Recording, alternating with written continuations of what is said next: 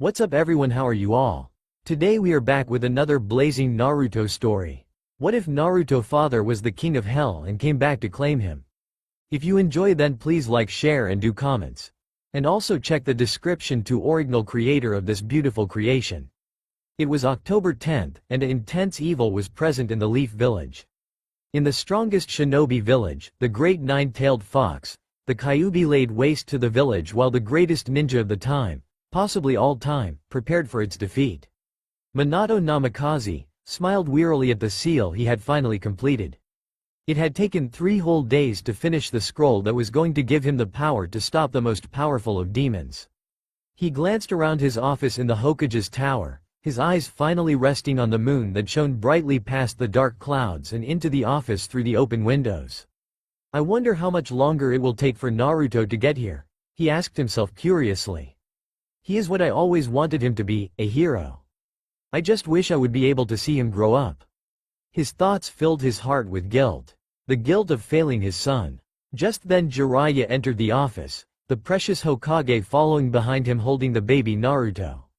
Minato, I think you're making a mistake. If you sacrifice yourself, Naruto will have no family left. He will be hated and treated with disdain for the rest of his life. The third's soft voice was rough, mimicking H's tone while his words tore at Minato's judgment. Minato sighed and held out his arms, taking Naruto for the first time into his arms. It is a sacrifice only I can make. His tone was melancholy and confident. The fourth turned, it is time for me to go. It isn't possible for Jiraiya to understand what I have to do, but the Sandaime knows exactly why I'm doing this. He should support me. A Hokage must sacrifice his life before any of his subordinates. Wait, I have one last thing to tell my greatest student. Jiraiya exclaimed, seeing Minato begin to leave. Minato turned only for his forehead to connect with Jiraiya's open palm. Seal of consciousness. Minato wavered for a second before falling to the ground. Naruto already in Sarutobi's arms. Jiraiya picked up the completed scroll and walked back to his sensei. Goodbye, Minato. The third whispered, vanishing along with Jiraiya in a cloud of smoke. Kakashi dodged a claw that sent the trees behind him flying. I can't believe Sensei is doing this. To be without Lord Hokage is unbelievable. Fall back. Kakashi barked to some Chunin who were attempting to finish the beast. Chunin ignored the orders and altogether fired several different Suton jutsus. The water smashing into the Kyuubi with tremendous force, causing the great demon to stumble back. For a moment the Chunin were ecstatic, believing they alone could defeat the demon. Get out of there! Kakashi screamed, but it was too late. With one tail the Kyuubi slammed the Chunin back hundreds of yards where they lay dead. The fucking idiots are not slowing the beast down but giving it less of a task to kill us. At this rate we won't hold out until he gets here. Kakashi looked desperately for his teacher in the hysteria, but was forced to give his undivided attention to the gigantic fox. Kakashi decided to propose a strategic retreat to the commander in charge when he saw Gambunta appear in a giant cloud of smoke. Finally, thank God for you, Hokage-sama. Kakashi sighed, not realizing that the Hokage was not on the Toad Summon's back, but still in his office. Jiraiya finished the seal and in a moment they, Jiraiya and the third, had risen stories to the top of the great Toad Summon. Hello, Jiraiya, long time no see. Gambunta said, hiding the shock of seeing the most powerful of demons before his eyes. Hello, Gambunta, Jiraiya said, automatically. Let us end this beast's reign of terror. The third said, speaking to Jiraiya who nodded in return. The Kyuubi turned his head toward the Toad boss. A look of amusement surfacing on the Demon Lord's face. Time for some fun. Sarutobi raised the scroll, opening it up and then turning around. Goodbye, Jiraiya. I'm sorry I never treated you as well as I did Orochimaru, but now I have to say thank you for never betraying me. The third said the last words he would ever say, tears streaming down his face. Goodbye, Sensei. I'll give your regards to Tsunade. Thanks for everything. With the final words that had been needed to said spoken, the Sandaime slammed down the seal and completed the hand signs necessary to complete the seal, opening communication with the god of death. The Sandaime watched in awe as the death god appeared. Jiraiya on the other hand could not see anything and was forced to guess at what his sensei was seeing. The Kyuubi began to charge as its instinct told him to stop the jutsu before it was too late, but unfortunately for the great demon the sealing was complete. The Sandaime fell only for Jiraiya to catch him while Naruto began to scream in both pain and confusion. The ninjas who had been participating in the battle were equally confused as the giant fox disappeared. Jiraiya created a clone to pick up Naruto, and proceeded to sling the eldest Sarutobi's arm around his neck. Both Jiraiyas jumped off the summon and used Shunshin no Jutsu arrive at the Hokage's tower. The Yondaime awoke where he had fallen. He looked around and the first thing he spotted was Jiraiya lying on his favorite couch drinking sake. The toad Sannin was obviously very drunk. The second thing he saw was Naruto cuddled in a blanket sleeping on Jiraiya's lap. Minato quickly stood up and grabbed baby Naruto, who immediately awoke. Minato grinned foolishly. "Hey son, sorry to wake you, but I didn't want you to be on that crazy drunk's lap." He tilted Naruto so he could look at the red-faced Sannin. Naruto giggled as if understanding what his father had said. The Hokage then fell back onto the couch with Jiraiya. "This sucks," he said once Naruto had fallen back asleep. "I can't believe he's dead." Jiraiya nodded, before taking another swig of sake. Jiraiya began his thoughts spinning around his teacher's final words. The Hokage questioned, absent-mindedly staring at Naruto's sleeping form.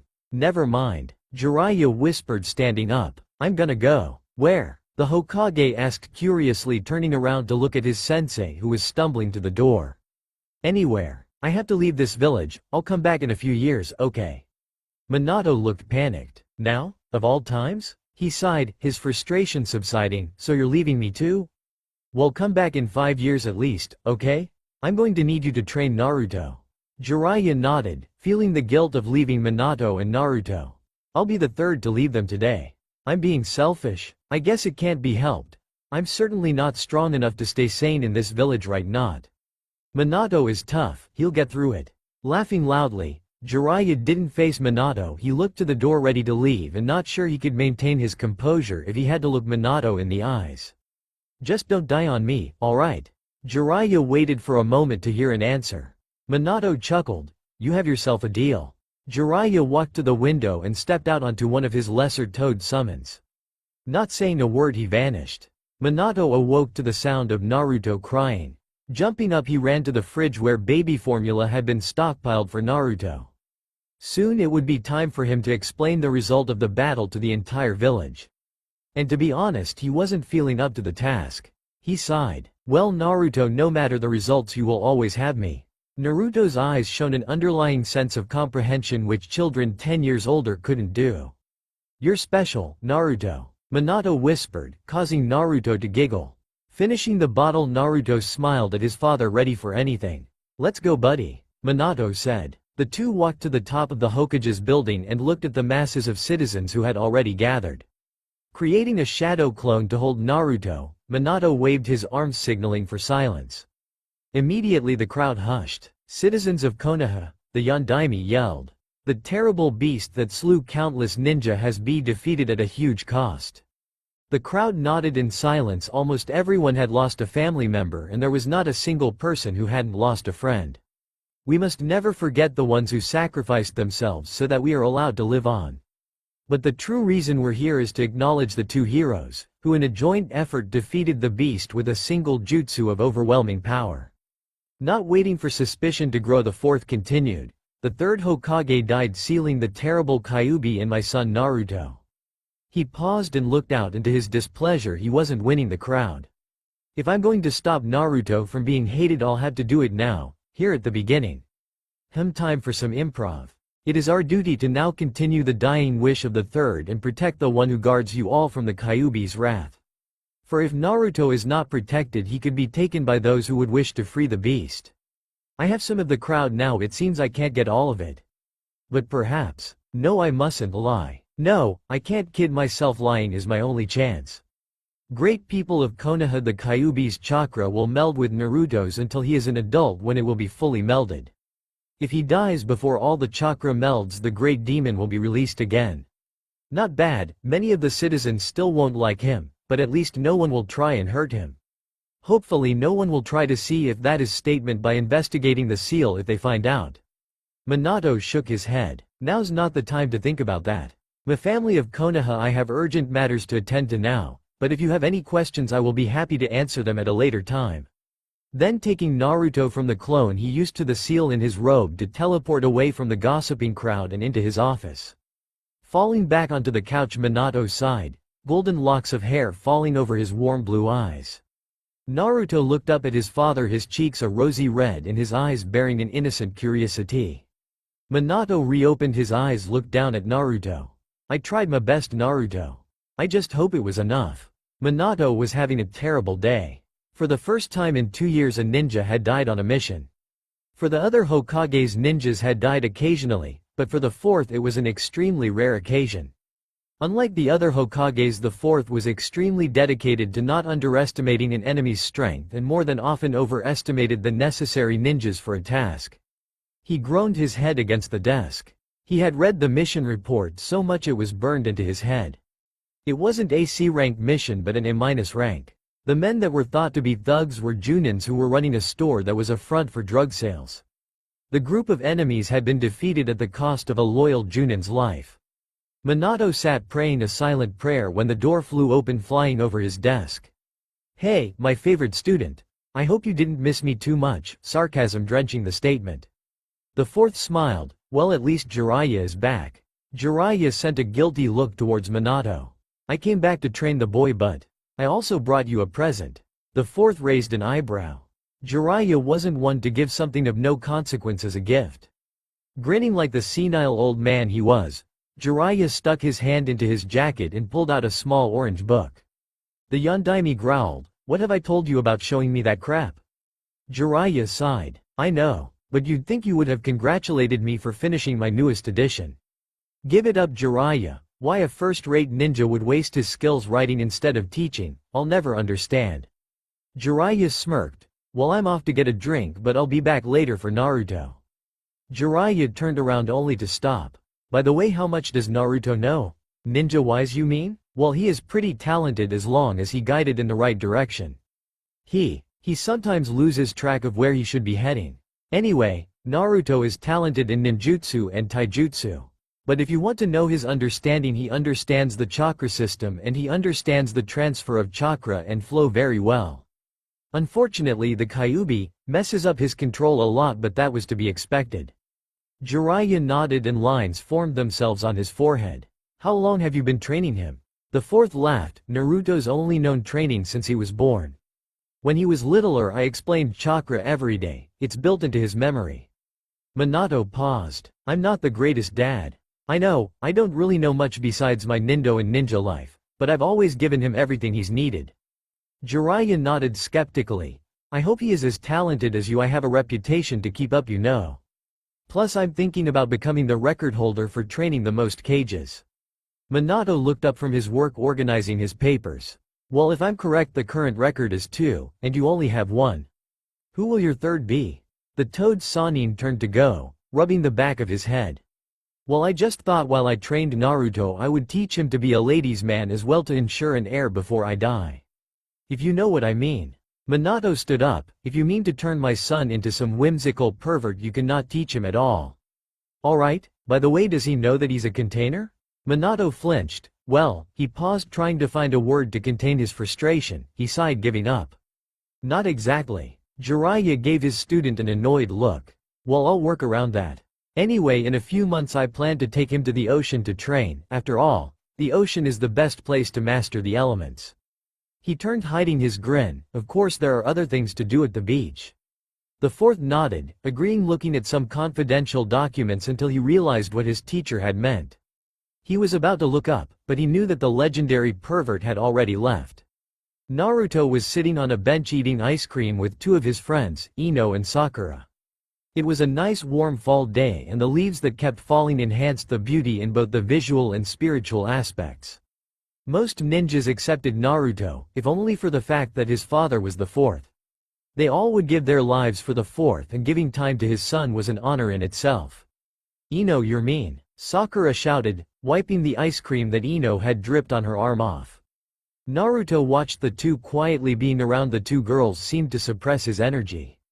He took his napkin and helped wipe the ice cream off Sakura's arm.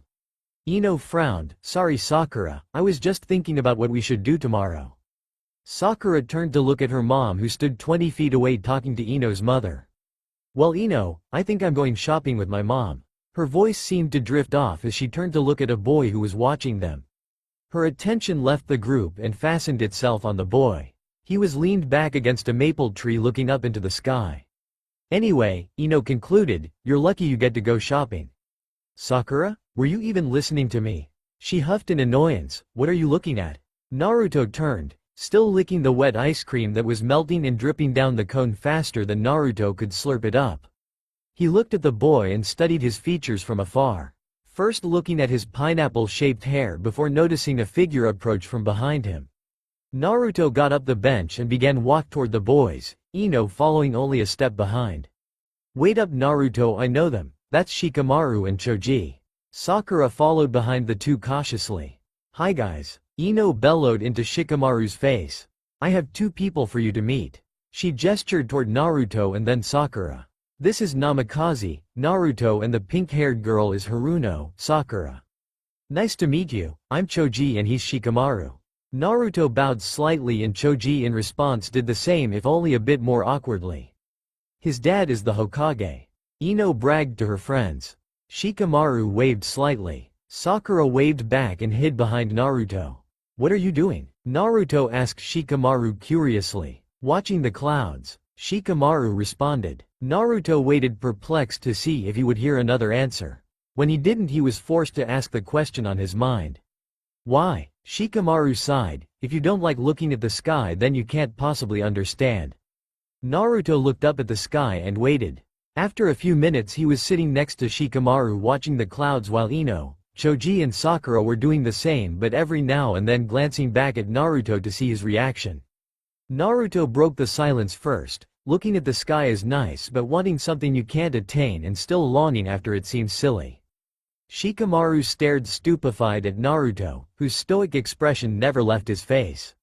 Then just as Ino was about to ask what the two were talking about, a man with long great white hair stepped up to Naruto. Hey kid, Jiraiya said pointing at Naruto, you're coming with me. Naruto pushed himself off the tree and stood looking up at the old man now only an arm's length away. Who are you? I am the legendary Jiraiya, the great Toad Sennin. His dance was well received by the children except for Shikamaru who snickered. Oh, you're that guy Dad was talking about. The bad guy who is going to train me. Jiraiya turned away for a moment, his head propped up by his forearm. He said I was bad to his son? Well, I suppose that's me, though I'm not bad, so don't worry. Dad said you'd deny it. Jiraiya murmured some curses under his breath before forcing a smile and holding it as he told Naruto to follow him. Naruto waved goodbye to his friends, before walking off. Naruto followed Jiraiya until they got to a grassy open field. Well Naruto, let's talk for a little while. How much do you know about me? Well, I know you were Dad's teacher and that you have been gone for a long time working. And that you're a very good ninja but bad at other things, like being nice to ladies. Jiraiya nodded, he had expected as much. Well, why don't you tell me a little about yourself? Naruto nodded, well, I'm almost 8. I study with my dad a lot and it's not fun.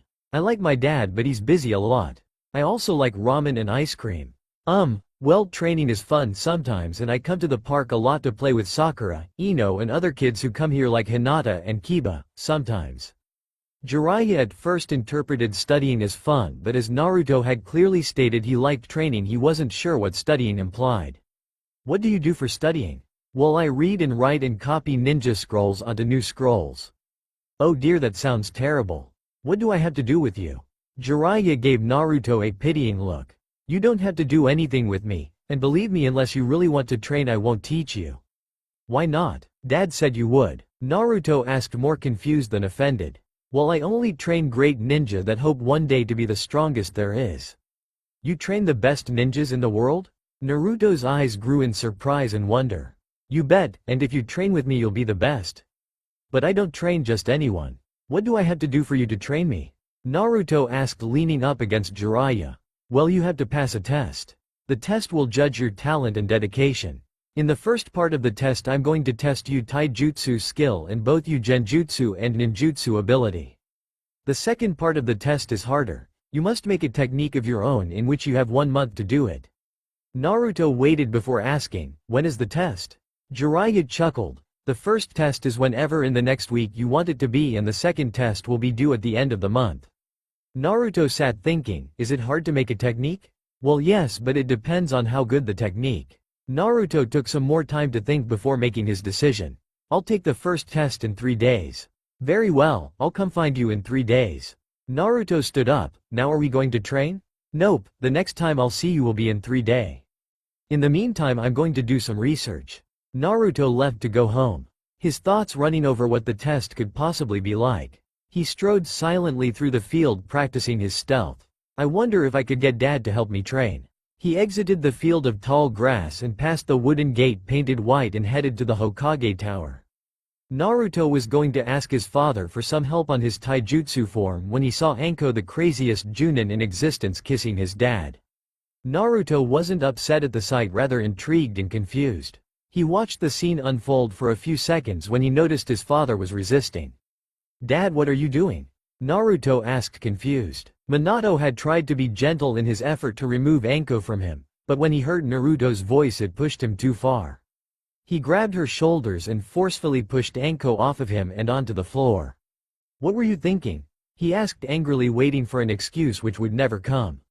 Boy, that was worth it. Anko said, getting up and then walking past Naruto, muffling his hair and then jumping out the window. Climbing off the roof, Naruto swung from the edge of the shingled roof into his dad's office. He had just been practicing his chakra control for the test. It had been 2 days since Jiraiya had left, giving Naruto one last day of training. Naruto looked around to see the room empty, the papers right where his dad had left him when he went out, 2 hours earlier. Naruto looked around searching for something that might hint where his dad was. Minato had been coaching Naruto for the past 2 days mainly on Genjutsu and Taijutsu, and Naruto now wanted to try Ninjutsu, his favorite of the three. He searched for a few minutes before giving up and heading out to practice on the training ground where Jiraiya and he had first talked. He strode out of the building heading at a brisk pace, wondering why his dad hadn't at least told the guards where he was going. He shook the thoughts of and ran the rest of the way to the training grounds. He pushed the wooden gate open and began to trudge up the slight hill, pushing the tall grass to the side with each step. Naruto was halfway up the hill when he heard voices. Patiently he tried to listen, but their voices were too far off, so Naruto got down on his stomach and crawled to the top of the hill overlooking a fully vegetated field. The voices were clearer now and easily recognizable to Naruto. One was his father and the other was Jiraiya. Minato, Jiraiya, what do you mean you're giving the boy a test? You already agreed to be his teacher. Jiraiya sent his student an annoyed look. Both ninjas knew someone was overlooking them, and both, having seen Naruto come to the training ground, predicted it was him. Fine, Mr. Fourth Hokage, if that's the way you want to play. Well, you know Minato, he doesn't seem like he wants it enough. If he really wants it, he'll sacrifice himself, his time, his body, his soul. You know better than I that ninjas must have something they want to protect or something they want to prove. What does he have? Minato grimaced at Jiraiya. He really hoped Naruto wasn't listening, because although he agreed with Jiraiya, he was worried Naruto would take it the wrong way. Naruto is too young to have someone to protect and too young to want to prove something. Right now he should train to one day have the power he needs to protect and serve. Jiraiya nodded. If what you want is for Naruto to become my student, perhaps you should help him. After all, he is quite young and guidance, no matter how little, is always appreciated. The light in the fourth's eyes seemed to cool, and the gleam of his blue eyes showed Jiraiya that Minato was thankful of his assistance. Alright, I'm going off to help Naruto now, but I'm not done with you yet. Minato smiled at Jiraiya, who grinned back. You'll have to find me first. The old man joked, walking past the fourth and right by Naruto and heading into the town. Naruto looked at his father before backing away until he couldn't be seen and then running off back to the Hokage's tower. Minato sat reflecting on the night 2 days back when Anko had kissed him. She hadn't realized it, but the kiss saddened him immensely. It reminded him of his wife, sadly enough so aggressive and demanding. His pain was not only for himself but for Naruto, and that only made the regrets worse. It made him feel guilty. He hadn't saved her life, but he was going to save the village. Minato sighed and looked up to the sky, watching the peaceful clouds roll by in the blue canvas. He walked to a wooded area and tried to accept the pain as his punishment. But his frustration got the better of him and he slammed his arm into the tree to the right of him, obliterating its section he had hit and causing the top to slam into the ground. He lifted his head once and looked at the sky again, as if waiting for someone to tell him to stop acting like a fool. As if waiting for his wife to come yell at him. The Yondaime then, in an attempt to get rid of the extra chakra, causing him to feel so much, he put his hand on the fallen tree.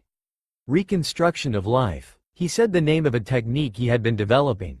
The broken tree's bottom began to grow and be rebuilt slowly at first, but gradually gaining speed until every last leaf was present on the huge tree. The Yondaime sighed, his frustration eased. He turned and began to walk toward his office, all the while rubbing the back of his neck with his right arm. Naruto was punching the tree before him with intense concentration, so intense in fact that he did not even notice the figure which sat in a tree above watching him. Sweat filled Naruto's eyes as his vision began to blur. He fired one last punch as hard as he could into the tree, and fell back breathing hard.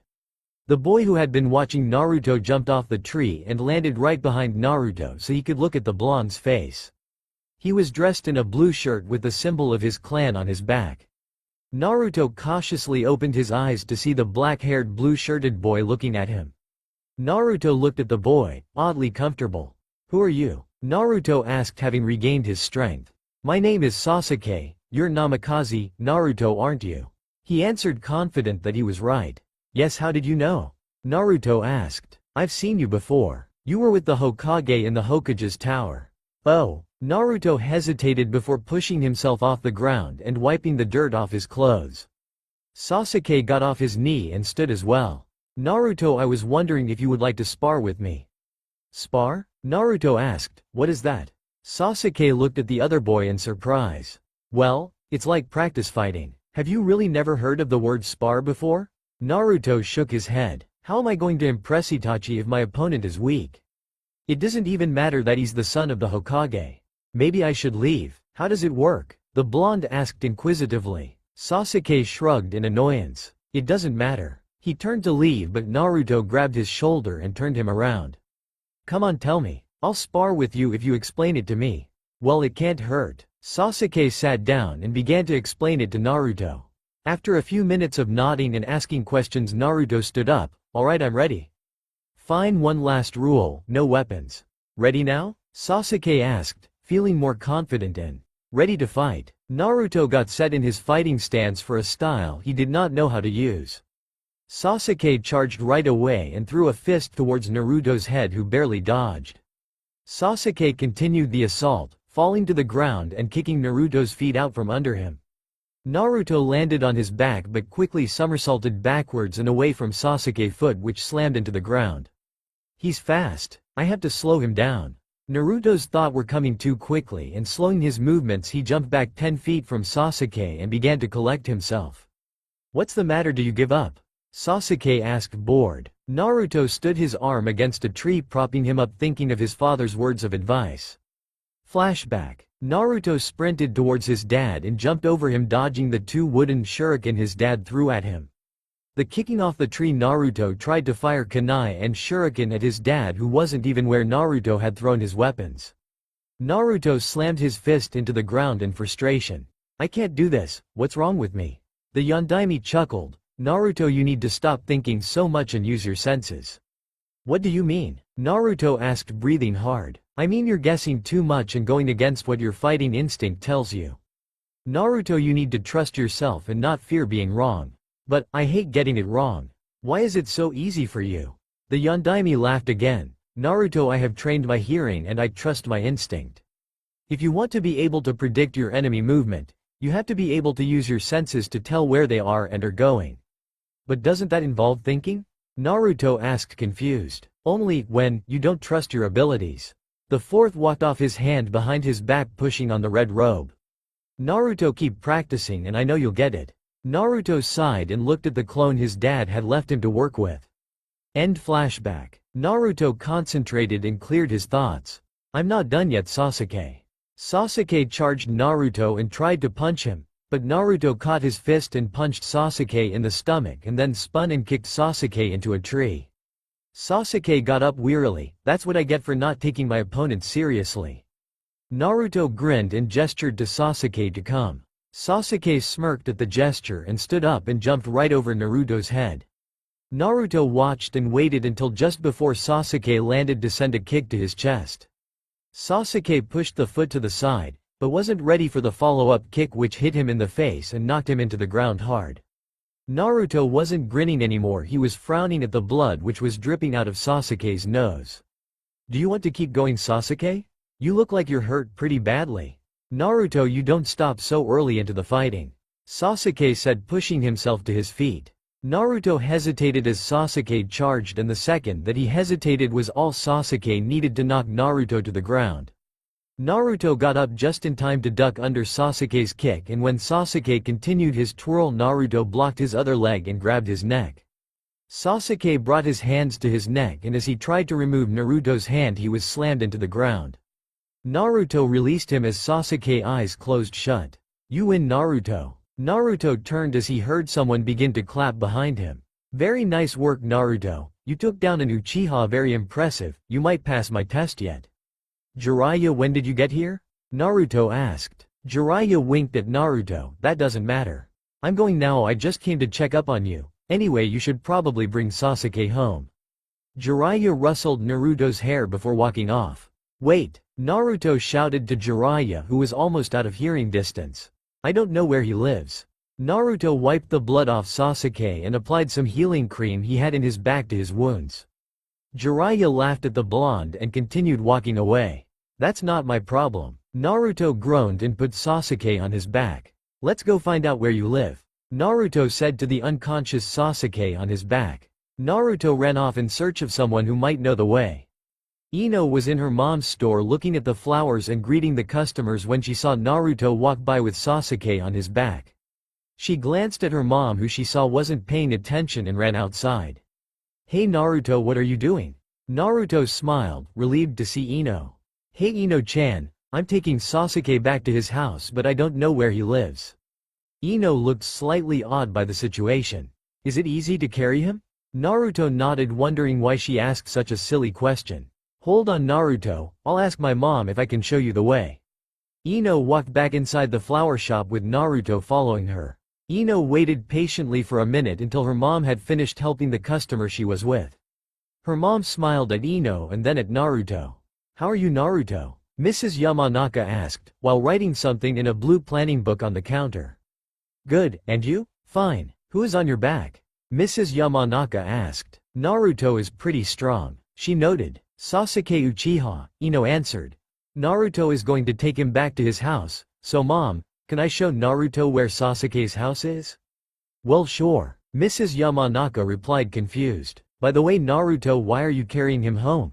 "Well, Sasuke asked me to spar with him, so I did, but then he wouldn't stop even though I was winning, so I knocked him out," Naruto said, acknowledging what he said was kind of weird. Ino blinked, impressed. "Really, I thought you found him. I didn't think anyone our age was strong enough to beat Sasuke." Mrs. Yamanaka nodded her head in agreement. "That's quite a feat, but you should know Uchihas don't like to lose, so you should expect him to challenge you to spar again. Now get going, you two, especially you Ino, it's only a few hours away from dinner and you haven't eaten lunch yet." Naruto walked over and held the door open for Ino before following her. Ino led the way, enjoying the task of leader in the search for Sasuke's house. The three children continued on until they were out of the center of the village. After a few more minutes of walking and Ino talking to Naruto, they reached the Uchiha mansion. The main gate was open and Naruto took charge, heading in first with Ino hiding behind him. The garden leading to the house was beautiful and fully vegetated but empty, and it wasn't until Naruto and Ino had walked a few hundred yards in that they saw someone. The tall boy wore a long blue cloak like Sasuke's and had his hair in a ponytail. His red eyes looked at Naruto with a tentative kindness. "Hello there, who are you?" Naruto looked at the older male. "My name is Namikaze, Naruto, and I'm looking for a person to give Sasuke to." "Yes, I see you have my brother. What happened to him?" "Well, you see, he challenged me to spar and I beat him, but he wouldn't stop fighting, so I knocked him out. I'm sorry to have hurt him. Should I give him to you? By the way, what's your name?" "My name is Uchiha, Itachi, and no, you can give him to our mother. She is inside the building behind me." He paused for a second, but as Naruto passed him he spoke. "Forgive me for not recognizing you, Naruto, but I have only seen you a couple times.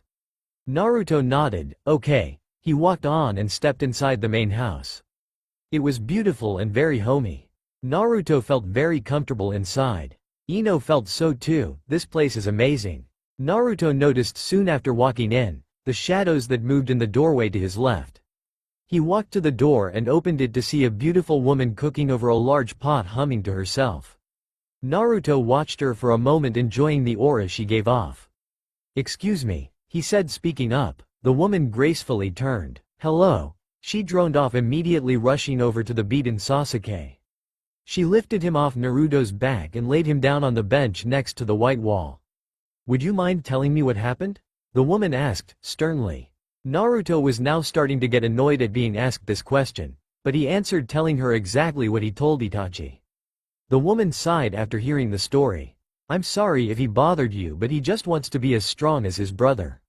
HMPH. He didn't win. Well, I should have expected him to lose." "Hello Naruto-san," a deep voice said from behind them. "Hello Uchiha-sama," Naruto said bowing. "So you remember me, huh?" Mr. Uchiha said. "Thank you for bringing him home, you may leave now." Naruto nodded, bowed again and turned to leaving, grabbing Ino's hand and pulling her with him. "So there are some ninja who may be useful in this generation as well. Well, I bet Itachi is pleased." Naruto awoke at 7 o'clock a.m. like he did every morning and walked downstairs. He walked over to the cupboard and took out 3 packs of instant ramen. While making his breakfast, his thoughts drifted back to the previous day. Flashback. Ino and Naruto ran from the house and did not stop until they could no longer see the walls of the Uchiha Manor. The 2 children stood down an empty road and made their way over to a bench. The 2 sat panting, trying to reclaim their breath. Ino spoke first, though still winded. "That whole thing was really creepy." Naruto nodded, half listening, half thinking about the words Sasuke's dad had said. "I should have expected him to lose." He sighed and turned to look at Ino's blonde hair, which swayed gently. It was a calming thing to look at, and Naruto did it often. "Hey Ino-chan," Naruto asked. "Want to get some lunch?" Ino nodded and got off the bench and grabbed Naruto's hand. "Where do you want to go?" Naruto thought for a moment. "Well, I know this really good ramen stand, perhaps you've heard of it. It's called Ichiraku Ramen." Ino shrugged. "I like ramen, but I don't have it very much. My mom says it's unhealthy." Naruto laughed, walking off and Ino running to catch up. The blondes walked up to the stand and jumped up onto the stools. "Hey Naruto, who is your friend?" Ayame asked, sitting in front of the cash register taking orders. "Hi Ayame-chan, this is Yamanaka. Ino, she a friend of mine." Naruto finished his sentence and immediately stopped paying attention. "Jiraiya-sama?" Naruto said, looking at a man who was red-faced, holding a sake jug in one hand and holding onto a beautiful woman by her waist. Jiraiya turned and squinted at Naruto before sitting down. "Oh hello, what's your name? Never mind, good luck tomorrow for your test. I hope you know some ninjutsu. You're going to need it." The white-haired ninja spoke while laughing to himself and touching the woman on the stool next to him inappropriately. Naruto frowned. He knew little ninjutsu. He turned back to Jiraiya and thought better of it. He ordered and ate silently. When Ino was finished, he walked her back and ran off to find his dad. End flashback. Naruto sighed, eating his hot ramen. His dad had showed him how to do some low-level techniques, but he had not gone past sea-level jutsu. The hair-bleached blonde climbed the stairs back to his room and got dressed. The house he lived in was not huge but very large for 2 people. Naruto had just finished putting on his ninja gear when he heard footsteps downstairs. He cautiously walked out of his room, kunai in hand, and glanced over the balcony. He saw a single shadow, a woman's. Naruto, jumping over the railing, landed behind the counter without making a sound. He waited, but the intruder hadn't heard him. He looked up over the sink, his green vest nearly scraping the counter. No one was there. He stood, sensing no chakra presence, and sighed. "Not bad, Naruto," said a voice from behind him. He wheeled around in shock, only to see Anko smirking at him sadistically. Naruto blushed in embarrassment, having been tricked, and started to walk away angrily. But Anko grabbed his vest in imitation of a Junin or Chunin vest. "Hey Kido, where do you think you're going?" Anko asked, licking a kunai she had out. "I'm going to train a little more before my test," Naruto stated honestly. "What test?" "A test to see if Jiraiya-sama will train me or not." Anko's eyes widened in surprise. So he's taking on new students, eh? Interesting. Well, Naruto, since I can't find your dad anywhere, how about I help you train? Naruto was curious to see what she meant, but his instinct told him not to. No thanks, Anko-san. Naruto began to pull away, but Anko held him tightly. Are you sure, Naruto? I could teach you some really cool jutsus. Naruto stopped struggling. What kind of jutsus? Well, what kind do you want to know? I know mostly snake jutsus, some fire jutsus, and sealing techniques. But if you want to learn any snake techniques, you'll have to gain the snake summon. Naruto halted, not sure what to say or do. Well, I don't want the snake jutsus because I might get a different summon. Naruto said thoughtfully, talking to himself just as much as he was to Anko. Well, I guess the fire justice. Naruto said after a moment. Excellent. Anko said, grinning. By the way, Naruto, do you like blood? Minato. Minato looked from his paperwood and took a quick look at the clock above the door to his office. Naruto should be up by now, and he only has another 2 hours or so until his test. Maybe he'd like some help training. Minato stood slowly, organizing his papers and putting them in a drawer to be looked at a later time. He stepped to the window and performed a seal, instantly transporting himself to his house. He walked out of his room and into the kitchen, but to his disappointment no one was home. He stepped outside and walked around to the back of the house where Naruto liked to train.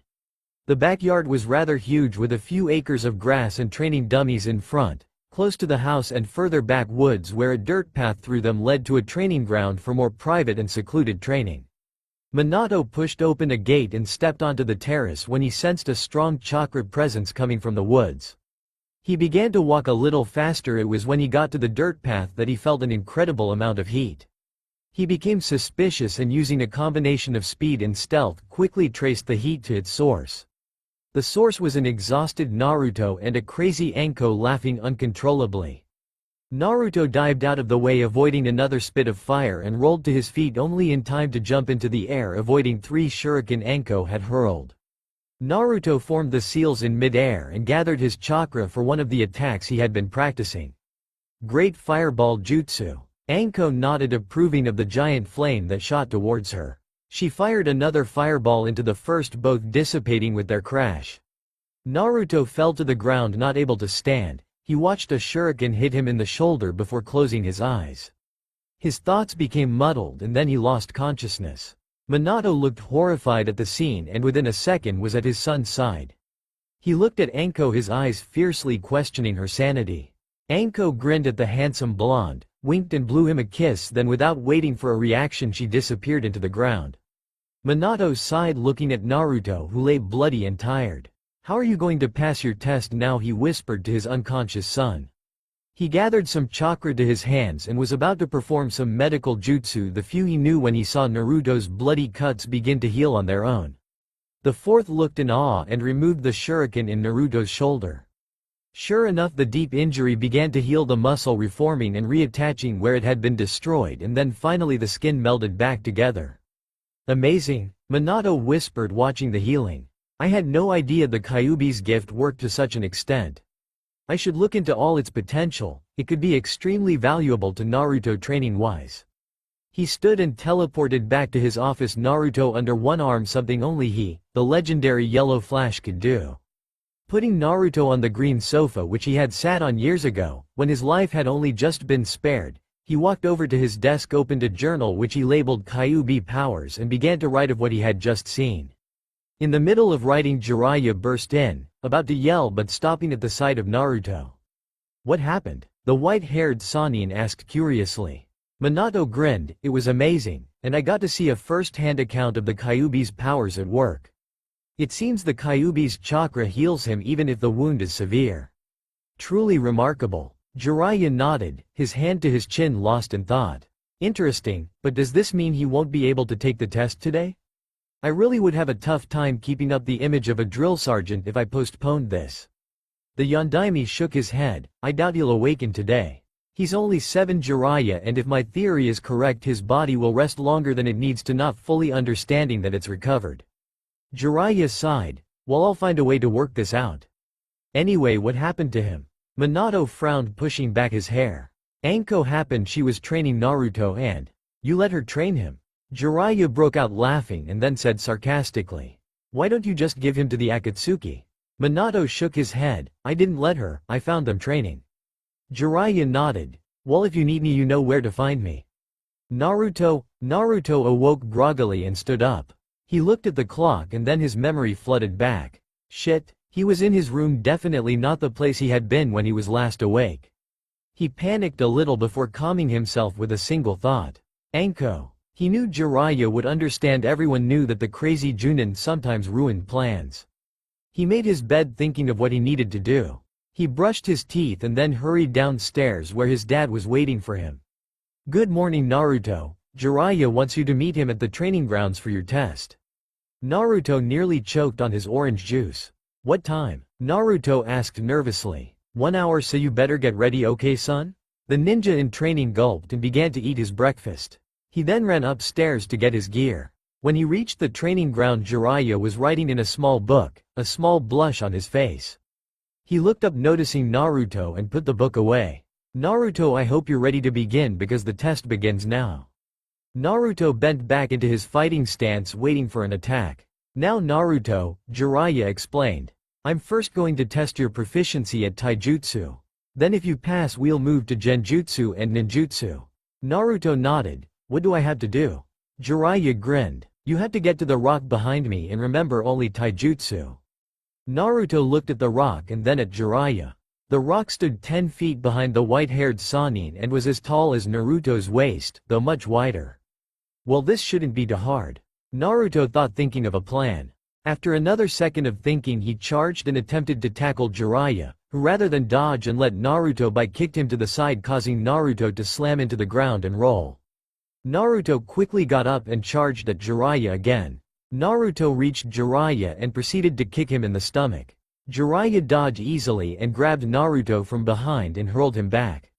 Naruto flew the air and landed on his feet a little shaken. Nevertheless, the blonde flew towards Jiraiya and took out a kunai which he hurled at the Sannin. Jiraiya caught the projectile and put it in his own supply bag. Naruto jumped and slammed his heel toward the older man, who blocked it with his arm. Then, using the arm as a springboard, Naruto flew at the rock. Jiraiya grinned at the blonde's futile attempt and before Naruto had gone a foot grabbed his leg and threw him back. Naruto sat panting on the ground. "He's faster than I thought. What else can I do? Maybe I should use the weapons combo. It's kind of dangerous but it might work." Naruto reached into his supply bag again and took out 6 shuriken. Then he put 3 in one hand and 3 in the other, each shuriken between the gaps of his finger except between the index finger and thumb. He walked back until he had enough room to perform the attack. He ran at Jiraiya full speed and then, still in mid-sprint, began to spin, firing the shuriken in his right hand first and then the ones in his left. Then, before he had stopped spinning, he took out 2 kunai and then, with the sharp ends pointing away, formed his hand's charge. Jiraiya jumped to dodge the shuriken, going too quickly to be blocked easily. Then, before he could land, Naruto had jumped into him. The force of Naruto's jump pushed the 2 back, even though Naruto was quickly disarmed. The 2 landed right in front of the rock. Naruto grinned and got off the ground, reaching toward the rock, but Jiraiya was up already and grabbed Naruto and threw him away from the rock for the 3rd time. This time, when Naruto landed, he did not charge. He sat on the light green grass and thought. After a few minutes he stood up. "Jiraiya-sama, there is no way I can get past you. I'm not strong enough to overpower you, nor fast enough to get by you." Jiraiya smiled. "Very good Naruto, you passed the first part of the test. A good shinobi must always know when he can accomplish the mission and when he can't." Naruto looked stunned for a minute before grinning, as his own frustration and humility had caused his success. Naruto walked over to Jiraiya and sat down. "Naruto, I'm going to give you a short break before the second part of the test begins. Do you want to ask me anything?" Naruto paused for a moment before turning his blue eyes to look at Jiraiya's. "Yeah, Jiraiya-sama, if I pass the test, what are we going to do for training?" Jiraiya smirked at Naruto. "Well, right after, we're going to keep you training like you do now, and 2 or 3 days a week I'll train you here, and once you turn 10 I'll give you your first mission." "Do you already know what it is?" Naruto asked curiously. "I do, but I'm not going to tell you." The Sannin winked at the puzzled boy. After they had bathed in the sun and breeze enough, Jiraiya began the second part of the test. Naruto had been given the task of holding out and staying conscious using whatever means necessary for 2 minutes. The task was impossible. Chunins could not last 2 minutes with the Toad Sannin, yet Naruto was given the task. Naruto dodged a punch and completed a back handspring to dodge a sweeping kick. Quickly completed the hand seals, he sent a huge fireball at Jiraiya, who jumped into the air where he was met with shuriken. He blocked the shuriken and disappeared from sight, appearing behind Naruto. Naruto did not bother turning, instead he stepped forward, softening the impact of the blow. He somersaulted forwarded and landed with one knee resting on the ground. Naruto jumped into the air and formed more hand signs, fire raging jutsu. Jiraiya ran forward, sidestepped the flame that Naruto shot at him. Fire raging jutsu is a B-level technique which allows the user to summon chakra and fire it out his hands. It needs little chakra control since chakra can't be wasted, but nevertheless learning at such an age is impressive. Jiraiya dodged another flame which smoked over his head. Jiraiya sprinted toward the blonde, then used Shunshin Jutsu to speed to Naruto's right and put his hand on the blonde's head. Seal of consciousness. Jiraiya grunted and lifted Naruto and put him over his shoulder. Jiraiya grinned to himself. The kid's got potential. If he continues at this rate of ability, he could surpass the fourth. It had been a little over a year since Naruto had passed his test, and now throughout the village he was known as the second Itachi, a prodigy, and all the people of Konoha, even the people hated him, believed he would one day become Hokage. Naruto, however, was oblivious to the people and continued to train. In the course of the year, Naruto had been set on the task of learning all the jutsu in the village. His father had seen his ability with ninjutsu, and Jiraiya and Minato worked with Naruto constantly to help him succeed. Today was one of the few days Naruto wasn't training. He was sitting in the park helping Ino practice throwing shuriken. Ino had a test the next day and was determined to ace it. Naruto sat idly, half watching Ino and half smiling at the perfect day. A slight breeze rustled his hair as he closed his eyes. His thoughts drifted back to the day before when Itachi had been training him with Sasuke. Itachi had changed after being around Naruto. Even Sasuke noticed it, but everyone enjoyed the change, especially Minato. With Itachi constantly with Naruto, Minato worried less about the assassination attempts on Naruto, and Naruto was growing stronger. Itachi and Sasuke were like brothers to Naruto. And to Naruto things couldn't have been better. Flashback. Get up, Sasuke. Itachi ordered. Sasuke, weakly, rose, panting heavily. Itachi, I can't beat him, so what's the point of fighting? Itachi sighed. Of course you can't beat him, but the best way to get better is to fight someone stronger than you. Sasuke looked toward Naruto, who looked at him passively. Sasuke caught his breath quickly and charged at the blonde, who waited patiently. Naruto dodged the punch and spun, kicking Sasuke in the back and sending him hurtling with the added momentum. Itachi walked over and pulled Sasuke up. That's enough for now. The improvement isn't spectacular, but you certainly are faster than a week ago. Sasuke tried and failed to repress the smile which had come from Itachi's compliments. Itachi then put Sasuke down against a tree and stepped toward Naruto. Ready? Naruto nodded, slipping into the fighting stance Jiraiya had taught him. He leapt forward at the same time Itachi did and began attacking with sheer ferocity. Itachi grinned at the ability that Naruto showed while countering the attacks. None of the three noticed Minato, who sat 100 feet back watching, a smile full of pride on his face. Jiraiya came up to Minato midway through the fight and sat beside him, a grin on his face as well.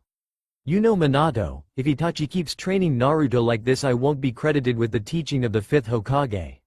Nothing has been decided, Jiraiya, and if he becomes the 5th Hokage you will most certainly get the credit. Jiraiya grinned more before turning to look Minato in the eyes. She's looking for you. Minato nodded and closed his eyes. Anko would not let up, and worse, the diplomacy meetings with the Tsuchikage were not going well. The Hidden Rock village was not being very agreeable with attending the negotiations. After being victorious in the war 10 years earlier, Konohagakure had risen to be the strongest village and had taken mission and money from all the villages. The village in the stone had still not gotten over the embarrassing loss and still held a grudge. The Yondaime rubbed his temples. I should get back to the office. Jiraiya nodded. I'll walk you back. I have been meaning to tell you that I want to step up Naruto's training. As you know, he almost knows all of the jutsu in our village.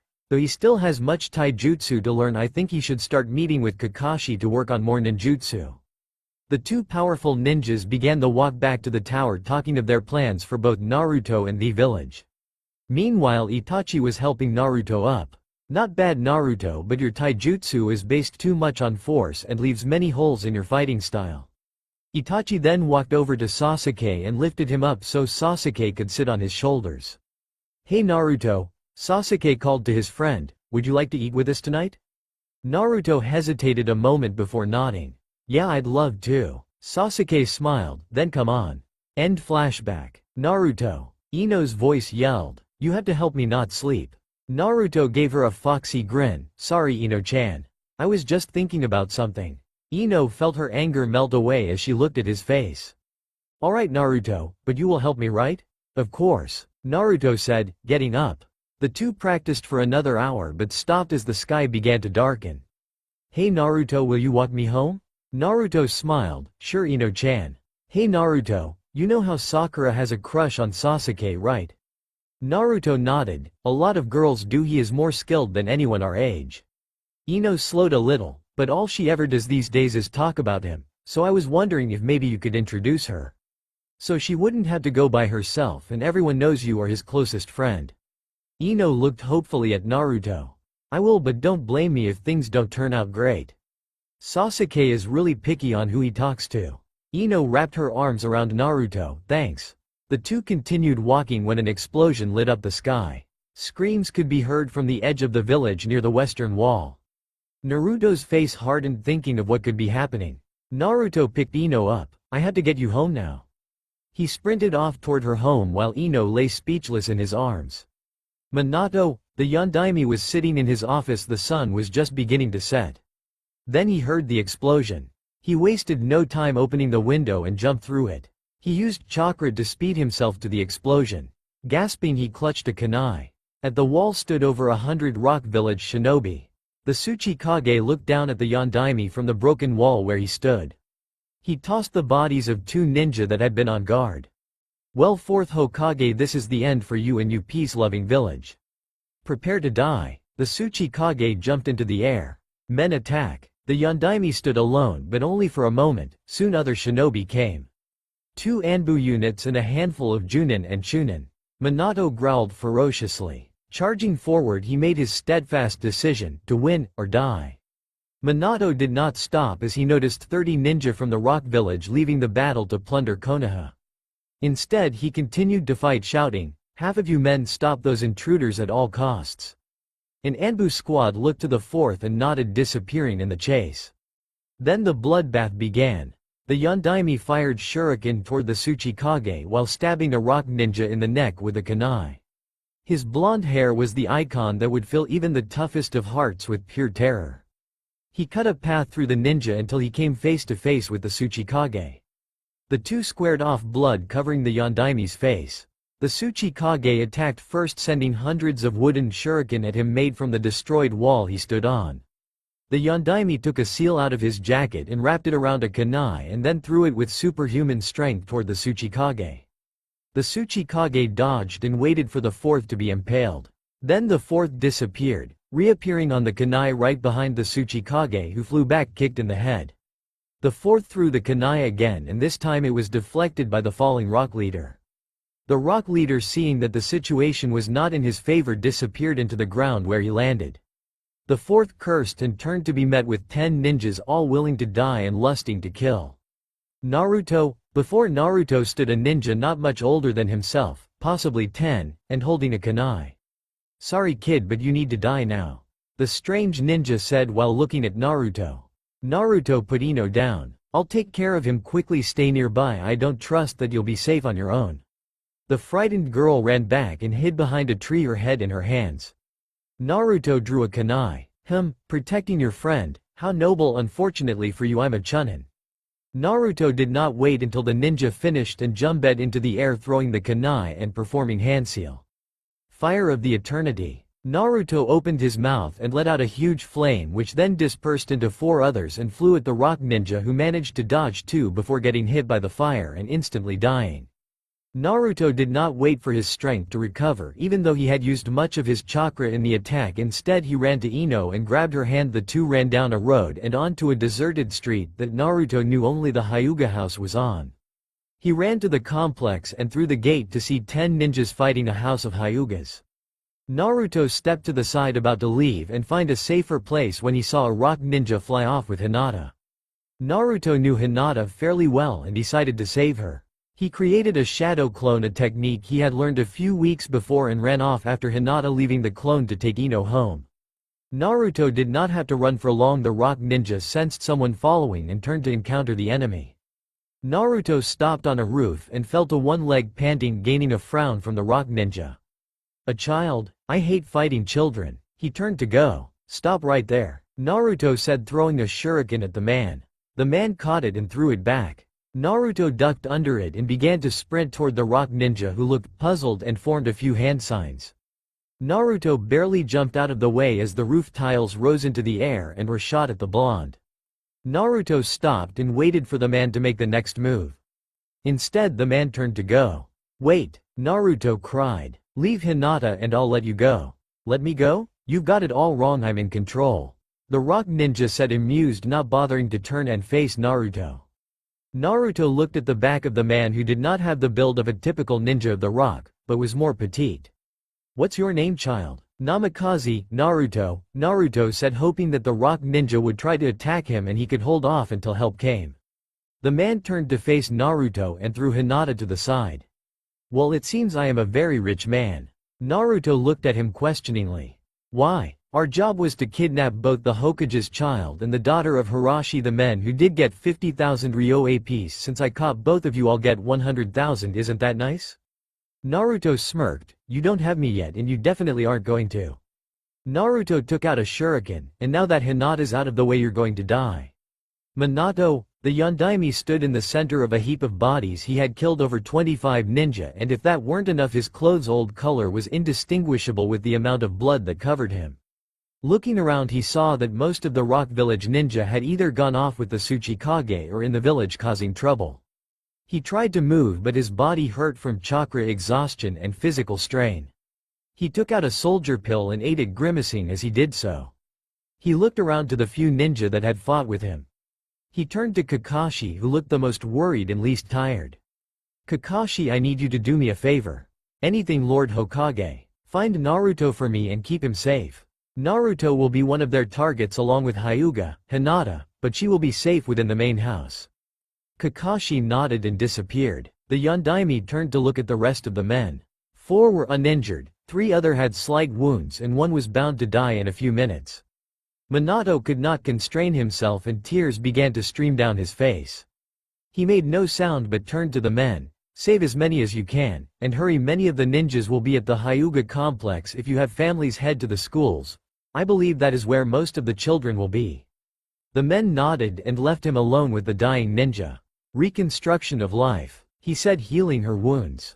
Like he guessed she would have, she threw herself into the most dangerous situations. He watched as her wounds disappeared. Smiling, he teleported to his office and laid her down on the couch and left. Minato jumped out the window and began to wander down the streets, searching to eradicate the remaining opposition. Why, when Itachi, Jiraiya and much of the Anbu forces are gone, do they attack? Terrible luck and fantastic planning. Naruto got back up, having fallen again. He had still not managed to harm the ninja that stood before him.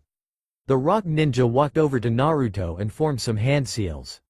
Rock prison. Naruto back flipped over the earth that had risen out from the roof to trap him. "I have to try something. I could use that combo. If it works I could win, but I could also end up unconscious. Who am I kidding? What choice do I have?" Naruto got up and formed a seal. The rock ninja watched as 20 clones identical to Naruto poofed into existence. Naruto continued, not waiting for the attack to end. Each clone formed hand signs and performed the attack. Grand Fireball Jutsu. The rock ninja watched wide-eyed as the fire came toward him. He formed hand seals of his own and turned the roof into a shield. Naruto smirked as the shield began to melt, but the smirk did not last long as Naruto's consciousness was abruptly taken away from chakra exhaustion. The rock ninja appeared from the ground, red-faced, died to the heat. If I had stayed in the shield I would have been boiled to death. The kid is impressive. He walked over and picked up Naruto and placed him under one arm and then found Hinata and put her under his other arm and hurried to the wall. His mission was complete. The battle had ended and Minato was surveying the damage report. Minato shook his head looking at the statistics. This is terrible, Minato said turning to Kakashi.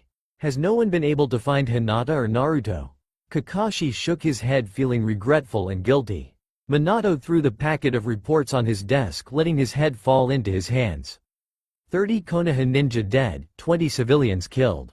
Uncountable amount wounded, estimated in the hundreds, 1 civilian lost and 1 ninja Mia. Kakashi did not know what to do. He wanted to apologize or something to express the way he felt, but he was a ninja so he said the only thing that made sense. May I lead a team to rescue Naruto and the Hyuga heiress? The Yondaime looked at him for a moment and turned away. I will ask that you partake in the mission and join the team, but I have chosen someone else to lead the team. The two turned to see Jiraiya walk in. The white-haired Sannin for once did not smile as he entered the Hokage's office. When do we leave? Minato's eyes looked at both the ninjas standing before him, longing to go with them. I wish I could go as well, but I'll be expected to meet with the council to discuss our plan for battling the village and the rock. The two nodded. Then Kakashi removed his mask. Lord Hokage, may I please have the debriefing now so I can prepare? Minato's blue eyes shot down to the drawer and pulled out a file. This is a double S-ranked mission. Your team will compose of Jiraiya as captain, Kakashi, Itachi, and as requested by himself Hiashi. Your objective is to retrieve both Hyuga, Hinata and Naruto while eliminating or neutralizing any opposition you encounter. You leave in less than an hour. You'll meet the rest of your team by the gate. Kakashi and Jiraiya disappeared from the office while Itachi entered. Lord Hokage, I wish to be a part of the team to retrieve your son. Minato sat back in his chair. I have already enlisted you as part of the team. The rest of your team is waiting at the main gate. Good luck. Itachi's red eyes flashed and he was gone instantly. Minato stood up and surveyed his office with cold disdain. Sometimes I wonder if the Hokage has any power at all. Naruto, I swear to God if you don't come back in one piece. He grabbed his Hokage hat and turned the back of his robe lifting into the air a little. He set upon his face the hardened look of a veteran many times over and headed toward the council's chambers, realizing that it was likely he would never see any of them again. In sulfur monosulfide ranked mission, is usually suicide. With Naruto fell to the ground for the 100th time, blood running down his face. The guards laughed at his efforts. The blonde sat in a cell with both arms tied behind his back and a gag in his mouth. His feet were tied up with a metal chain and every time rose he would be knocked down by a guard or trip. Hinata was curled in a corner, tears running down her face. She was also tied up. Their captor walked up to the metal bars of the cell. Hello children, I just came by to thank you. I can now retire if I desire. But you boy, child of the Hokage. I have warned the Tsuchikage about you. You are an extraordinary ninja and I have convinced him not to give you back in exchange for the life of the Hokage. Naruto's eyes gleamed with hatred and a desire to kill. His look was so piercing it caused the rock ninja to look away. You child will be sentenced to a much worse fate. I bid you farewell. The rock ninja turned and fled the cell, chills running down his spine from the look he had received. A few minutes later the cell door opened and the Tsuchikage walked in accompanied by 2 guards and a medical ninja. Hello children, the Tsuchikage said as the guards removed their gags. What do you want? Naruto spat. My dear boy, you shall soon find out. In the meantime you are going to be moved out of the village in case a ninja team is foolish enough to attack. He glanced at Hinata who was whimpering and trying to hide behind Naruto. I am sorry about you girl, but we will have to kill you eventually and the meant time you will be moved with your friend. Naruto growled. How long do you think you can hold us? The Tsuchikage looked at Naruto with a bored look and chuckled, not bothering to face the blonde. As long as it takes. 2 guards quickly ran into the cell and blindfolded the 2 children and knocked them out and then proceeded to follow the medical ninja who was making his way down into the heart of the village. In Konoha, Minato sat before the council controlling himself to the best of his ability. If we wage a full-out war we will lose the position we have right now as the most powerful country. Unfortunately we don't have a choice, we will be attacked again if we do not defend ourselves. Minato's statements filled the council's room with reason they did not wish to hear.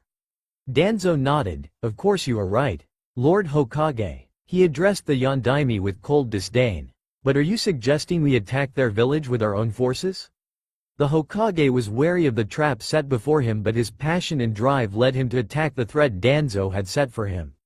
I would like to lead a force against the village hidden in the stone and force them into an unconditional surrender. If we could do this, it would secure Konoha's safety. But if you were to fall in battle, who would take your place? Danzo's voice withheld the curiosity of which he truly felt. The Hokage sent him a glance offering a compromise. You know as well as I do, Danzo, that it is up to you and the council to choose the next Hokage, not mine. Danzo suppressed a smile. If the Hokage dies, I can appoint one of my ninja as the Hokage and ensure my power. This was far too easy. When do you plan on sending in your assault group? Danzo asked, while the other council members looked at him in shock. I will leave tomorrow, taking with me 20 ninja, all Jonin and Anbu units. It only took one council member's consent to approve any mission. The Hokage approved of the die had been cast, and it was time to see which ninja would end up on top. The Yondaime spun around and walked to the door and opened it. By the way, I don't plan on dying. Then his blonde hair disappeared as he slammed the door. Danzo frowned. Jiraiya's strike team. The sun was beginning to fade and darkness was rapidly falling upon the helpless village. Jiraiya knocked out the guards on duty, and before he could figure out to do with their bodies, Itachi had killed them and used an earth jutsu to send their corpses hundreds of feet below the ground. Itachi faced Jiraiya, his red eyes glowed in the night. Listen, Jiraiya-sama, let's get one thing straight, this a double S-class mission. Our enemies will kill us on sight. We have to be willing to do the same, or you're putting not only your lives but ours in danger, and even more so Naruto. Jiraiya hesitated. He's right, Jiraiya-sama. I don't like it, but we can't leave any trace that we've infiltrated their village. Kakashi spoke in order to appease both Itachi and Jiraiya, and he succeeded. Fair enough, Jiraiya said, glancing at Hiashi, who seemed to enjoy the prospect of killing all who got in his way. The 4 Konoha ninja quickly moved out and made their way to the Tsuchikage Tower, which was much more impressive than the Hokage's tower. Jiraiya entered the building first and found the Tsuchikage's office empty. He signaled the others in and they entered the room as well. Hiashi's Byakugan was on and he was surveying everything within a mile. After 30 seconds he stopped. The children are nowhere in sight. But I see the Tsuchikage making his way here. If he keeps his pace, he'll arrive here in 2 minutes. Jiraiya inhaled and exhaled softly. Alright, here's the plan. We're going to take the Tsuchikage hostage and get him to reveal the location of Naruto and Hinata. Any suggestions on how to do this? Hiashi cut off Kakashi, who opened his mouth. I'll disable him as soon as he walks through the door. Kakashi, you take out the guards, and you two, nodding at Itachi and Jiraiya, will block the exits in case the target manages to avoid capture or one of the guards escape. Right, no one must leave who sees us, otherwise we'll easily be overrun. We have 30 seconds left, Kakashi said. Positions. Jiraiya went onto the roof so he could guard all the windows, then he put a sound barrier on the room so the interrogation would be undisturbed. The group swiftly got to their positions and all could hear the target and his bodyguards walking up the stairs. As soon as the target and his bodyguards reached the doorway, the ambush began.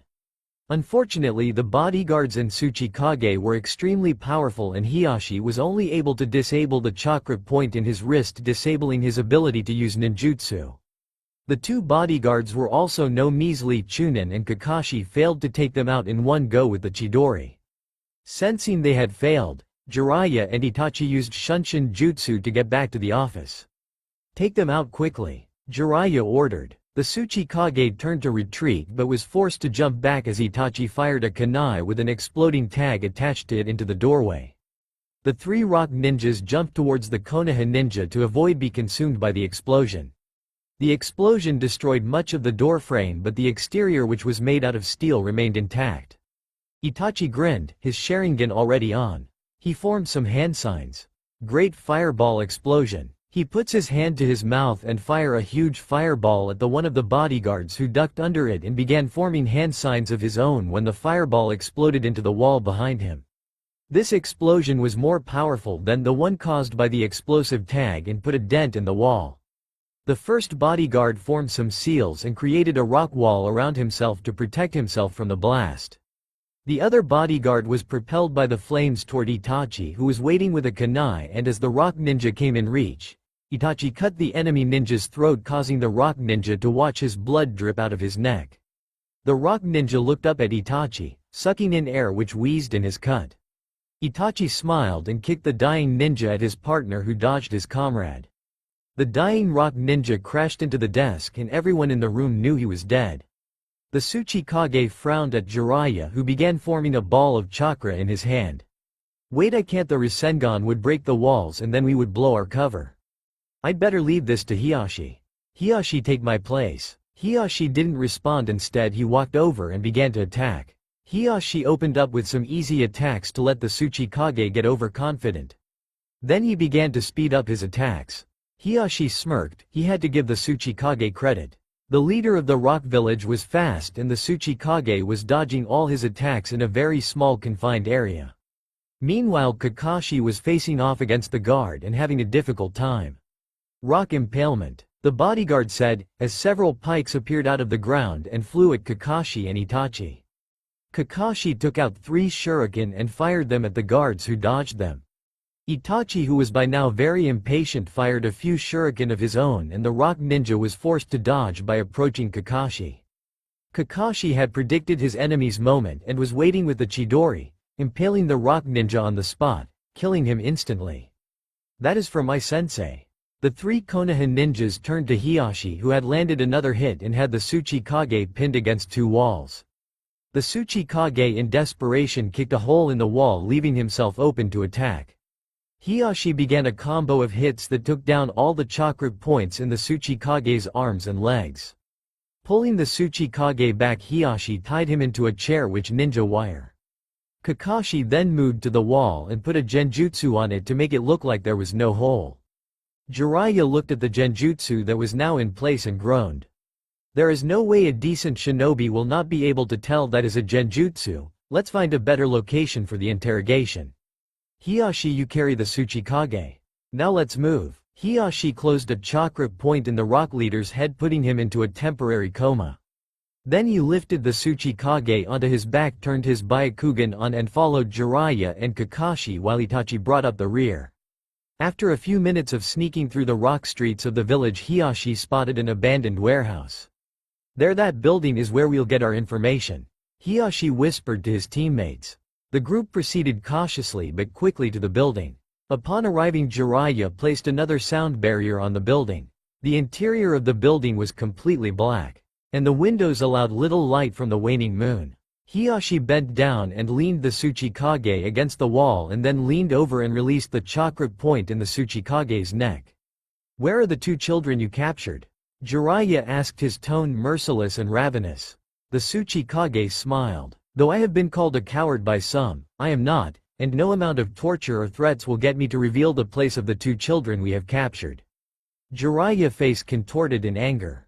"We'll see about that," he said, taking out a kunai. "I will rescue Naruto." The Sennin was about to take out his frustration on the captured leader when Itachi put his hand on the old man's shoulder. "Allow me, Naruto, I will bring you back." Jiraiya stepped aside and Itachi walked up to the Tsuchikage. "I hope you enjoy pain." Itachi then plunged a kunai into the Tsuchikage's thigh. The Tsuchikage groaned at the pain, but that was all. Itachi observed the Tsuchikage's reaction and shook his head. "He's not going to tell us anything. Let's go back to Out Village and see if we can make a trade. Maybe the Rock Village Council will be more agreeable." The Tsuchikage frowned. "The council will definitely make the trade. This isn't good. I had such plans for the Hokage's son and that Hyuga girl as well. Hopefully they will already be in our allies' hands. If they are, then my life may be sacrificed. But it will certainly be worth it." Hiashi walked over to the Rock Village's leader and again put him in a coma by blocking the chakra point in his neck. "Let's head out. Full speed," Jiraiya said, opening the door and beginning the sprint back to Konoha. With Naruto. Naruto was in a dungeon, hanging from the ceiling by his wrists, which were shackled together. Naruto was a mess. His hair was dyed red in places where his blood had dried. He couldn't help but pause for a second and think of his father. "Dad, I promise you I will find a way to get back to you." Hinata was next to him, also hanging from the ceiling, her pale eyes dry and sad. She had given up crying hours ago and now would not speak. Naruto, on the other hand, had not given up and was struggling to break the chain that held his shackles in the air. He didn't need to worry about being spotted since there were no guards stationed outside the cell. It was especially good that there were no guards on duty because he groaned and moaned every few minutes due to the pain. He was in a lot of pain. The medical ninja had put a paper seal into his back, and to do so the medic had removed all of the skin on Naruto's upper back and afterwards put the skin back on. Naruto was still not aware of what it was used for, but he still felt the tremendous pain which had left him in tears. It was after the procedure he was brought to this cell. There were many other cells in the hallway and Naruto was thinking about how to release the hundreds of other prisoners in the huge dungeon. They had been moved a lot. Once they had reached the center of the village, they had been thrown in a carriage and blindfolded. All Naruto could remember were the bumps of the carriage rolling over a rock or into a ditch. After a few hours they had been tossed out and picked up and moved by foot. They had been brought to the building they were now in. After that he had lost consciousness. His thought drifted back the pale-eyed Hyuga who was hanging next to him.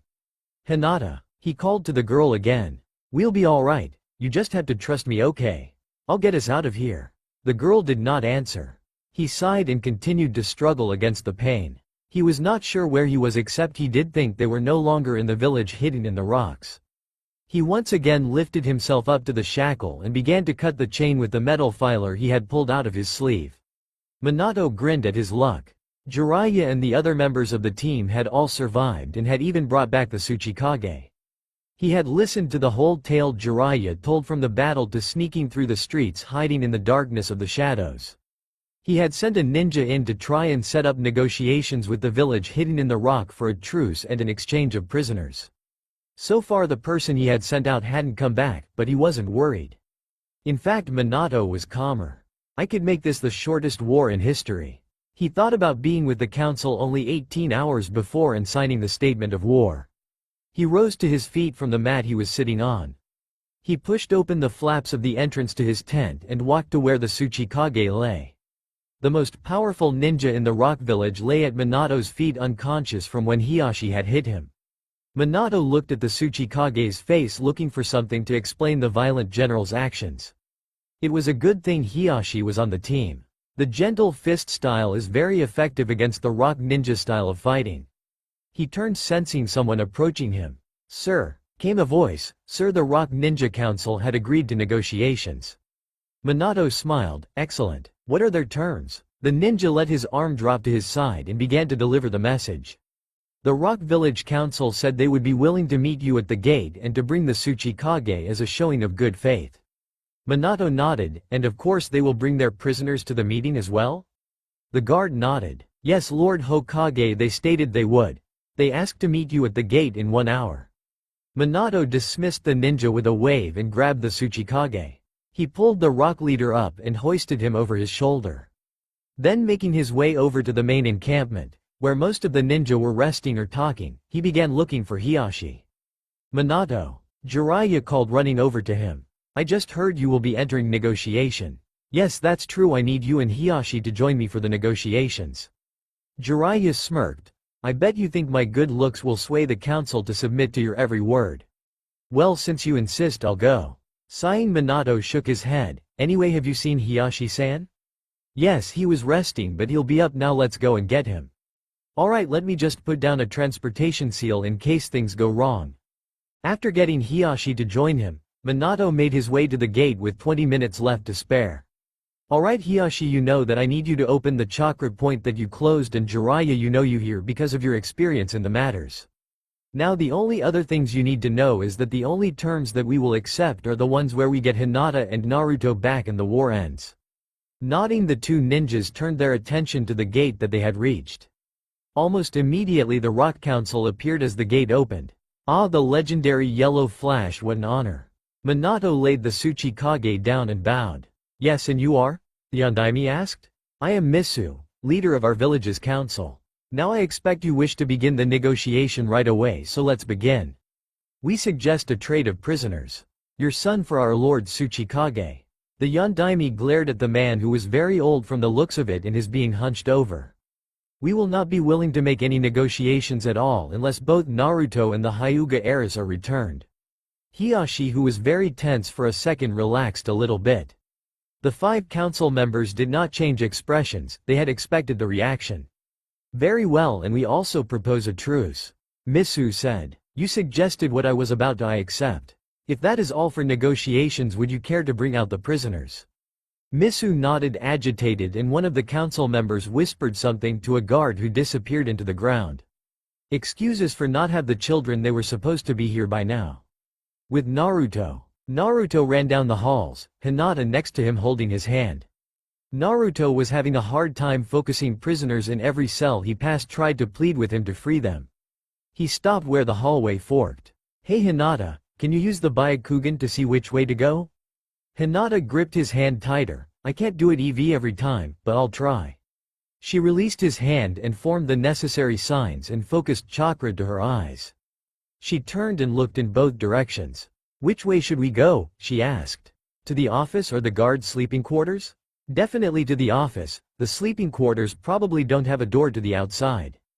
Hinata pointed straight ahead and they began running. At Naruto's cell. What the hell? The guard screamed, terrified. The cell was empty and the bars melted. And a file tossed on the ground beside it was part of the shackle that had once bound Naruto's hands. This is bad, the guard said. Alert the commander immediately. He ordered the other guard next to him. He walked into the cell to investigate more and began wheedling away for 10 minutes. The head guard turned horrified as another ninja appeared next to him. God, what the hell are we going to do? The new arrival said. If we don't get those prisoners, we have no bargaining chip for the Tsuchikage. I'm going to search for the kids, you get everyone you can on this. The head guard gulped as the other ninja disappeared. Naruto kicked open the door to the office and saw 3 people filing papers. Immediately he charged, knocking out the one that looked the strongest with a kick to the head. One of the office works screamed and ran out while the other stood and moved into a fighting stance. Naruto formed some hand signs. Grand Fireball Jutsu. The office room began to collapse and the worker who had managed to dive to the side was pinned as the roof collapsed on him. Naruto began to feel the pain of not being fed properly and cringe. Nevertheless, he picked up Hinata and jumped out of the room and onto the collapsing roof. He jumped again and landed in the grass. He let Hinata off and without a word the two began running. Naruto could hear shouting not that far back and he began to worry that they would be caught. Hinata wanted to stop. She was tired and was not trained for this sort of strenuous activity. She continued on, not halting even as her breathing turned into fitful hiss of wheezing. Naruto after a few more minutes stopped. Hinata, take a quick rest. Their tracker ninja will not have been sent yet, so I'm going to help them lose our trail. Please get out of the way. Hinata nodded and walked over and fell behind Naruto. Multiple fireball shot. Naruto fired several flames, destroying all the trees and shrubbery and the tracks that Naruto and Hinata had left for 200 feet. That should bide us a little time. Naruto helped Hinata to her feet and they changed direction, making a right to where Naruto assumed Konoha was. With Minato. Minato watched with amusement as Misu's face paled white. What do you mean escaped? He screamed at the guard who had just whispered something into Misu's ear. Misu turned irately to Minato. We will continue our discussions tomorrow at the same time. Why can't we finish now? Minato asked, having an idea but wanting to make sure. Naruto escaped, that's my boy. Minato began to think with pride about Naruto's escape. Well, it seems that. Misu turned to the other council members to see if they could come up with anything. None rushed to his aid and instead of looking like a fool he decided to tell a lie. It seems one of the children has escaped. They will be recovered shortly, of course, and then we can continue our negotiations. Hiyashi looked at Minato impressed, knowing it would not be Hinata who he was talking about. Very well, Minato said, holding back a smile, we will finish the deal tomorrow. He quickly grabbed the Tsuchikage and teleported back to the base. Jiraiya and Hiyashi both rushed back in order to catch the Hokage. The Yondaime reached the tent where the Tsuchikage was staying and dropped him down. If I can rescue the escaped kid before they get him, then we'll have more bargaining power and we'll have to submit to an unconditional surrender. Minato grinned. Now all he had to do was inform Jiraiya and he was set to go. Speedily Minato ran to his tent and threw off his Hokage's robe and hat and grabbed a katana he used when he needed to be silent in his killing. Then standing the tall handsome blonde strode out realizing that Jiraiya and Hiashi were probably arriving. As if on cue Jiraiya and Hiashi dropped into camp from the tall trees surrounding the grassy field where the tents were stationed. Minato, if you're going to look for the children, at least take an Inuzuka to help track them down, Jiraiya said, trying to convince him. Minato looked hesitant and began to shake his head. They're exceptional trackers, but they would hold me back. Then take a Hyuga to help a little, you know they're strong fighters. Minato wavered. Yes, I suppose that would be a good decision, but who to take? Hiashi would certainly go. If not, I'm certain that another would be more than willing to take his place. Minato looked at Jiraiya warily. Fine, help me find first Hyuga available. Nodding, Jiraiya walked off and found Hiashi, who was taking tea in his personnel tent. Hiashi-san, you're needed by Lord Hokage to search for the child who has escaped. Hiashi rose after putting his teacup down. Of course. Hiashi and Minato set off right away, cautious not to be found out and start another war with Naruto. Naruto and Hinata had been running non-stop for over 2 hours and finally they had to stop. Naruto, having used a significant amount of chakra on no food, felt very weak, and Hinata, who was not trained for running so long, was so exhausted it looked likely she would lose consciousness. Naruto looked around, panting loudly. He sighed, seeing nothing edible, and then tried to stifle a groan as his stomach growled. He turned to Hinata, who was gasping for air. We're going to be caught if this keeps up. But what can I do? Well, at least I'm sure we're not near the rock village. Naruto struggled to his feet. Hinata, can you walk? The young Hyuga wanted to say no, but she nodded and rose to her feet as well. The two then began to march onward, having no idea that they were going the wrong way. Oh! The Yondaime sped quickly to the Tsuchikage's office. Hiashi then checked the building with his Byakugan and affirmed no one was in the building. The Yondaime sat down on the broken remains of the Tsuchikage's desk. Alright, so Hiashi-san, here's the plan. We have to find what information we have on Naruto and your daughter, so I suggest we find the council's chambers and see if we can overhear anything they say regarding their search for the children. Hiashi nodded. I'll see what I can do. He activated his Byakugan and began the search for the specific 5 people. It only took a minute for the leader of the Hyuga clan to locate the council. They are located only about a mile north of here. However, we'll have to be extremely vigilant. The building is swarming with guards. Minato frowned. Do you think we'll be able to safely gather the information? Hiashi smirked. When there's a will, there's a way. 10 minutes later, Minato lay with his ear to the roof listening to the conversation. He had focused chakra to his ears to enhance his hearing while Hiashi stood guard beside him. Hiashi was smiling. He had taken out 4 guards rather easily, and after Minato had seemed very impressed. Hiashi kept watch and occasionally looked into the council's room, but he was not worried. Minato had put a powerful genjutsu over the building that convinced onlookers that the guards were still patrolling, and they of course were not on the roof. How could 2 children possibly escape our main prison? The most dangerous criminals in the world can't. Misu screamed. Our Tsuchikage is a failure. He's ruining me. Well, their skills were underestimated and they were not put in a chakra-absorbing cell. The head guard stated, embarrassed. He pulled on his white mustache, very nervous. Where are they now? We have to catch them in the next 22 hours. Can that be achieved? I'm positive it can be done. They are outside the village, not that far but we only sent out tracker ninja half an hour ago. You know, the child accidentally destroyed the communication building, so I had to come here to contact them and file a report. The man was beginning to stutter. Misu was a very scary person. If you don't find the children, I'll make sure I have your head for treason to the state. The guard paled considerably. May I go now, sir? Yes, and don't come back unless you find those children. Misu sat down in a rage as the door closed with the head guard leaving. I believe that there is nothing else to discuss at the present. So I would like to adjourn this meeting until the children have been caught. One of the female members of the council stated, rising.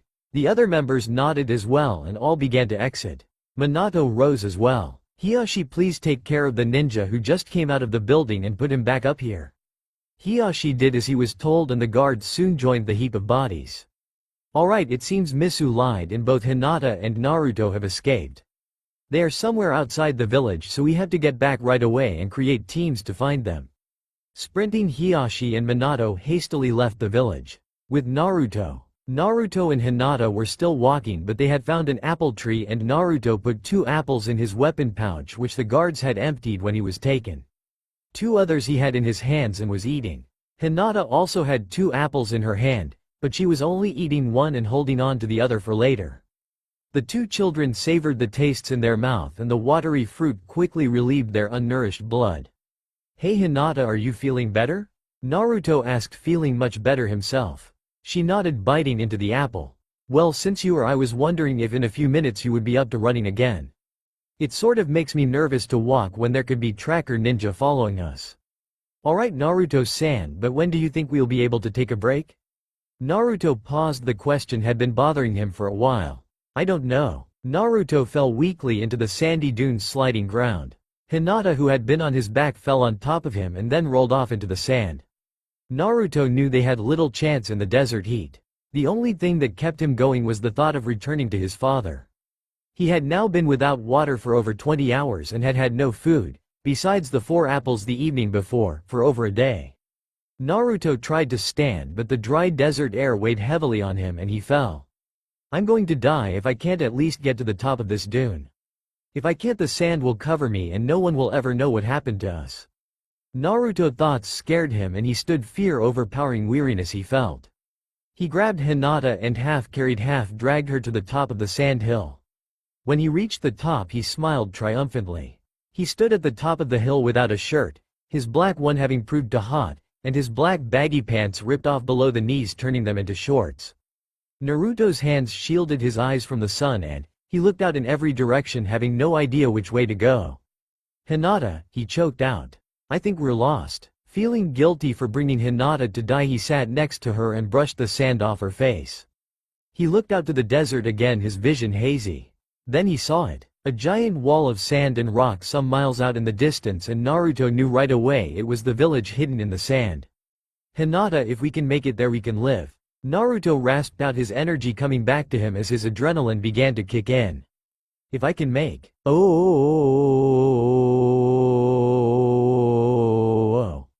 Minato trembled, pacing back and forth. Near him stood Jiraiya, and 3 captains of Anbu squads, including Itachi and Kakashi. I don't know what to do. It's been a day. No one knows where the kids are. The council of the village hidden in the rock demand for the release of the Tsuchikage. What do I do?" Kakashi grimaced. The Hokage was known to get emotional, but not like this. Minato was not holding up well. "Lord Hokage, you are faced with one of the most important decisions in the history of Konoha, and there is possibly no right answer to the situation." Kakashi spoke words not that he believed, but ones which he hoped would calm his leader down. But, Lord Hokage," Itachi said, interrupting. "Your decision is not as hard as you are making it out to be. Anbu teams are scanning the country looking for Naruto. Some have gone so far as to check in the waterfall and grass countries. Be patient.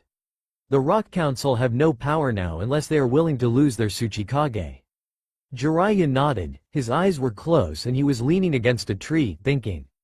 Itachi is right. If worse comes to worse, you can demand that the Rock countries pays for the damage it caused to Konoha in exchange for their leader. Minato hesitated, unsure. What if Naruto and Hinata are dead? What if? He stopped. "I'm going to take a walk. I will have an answer when I get back."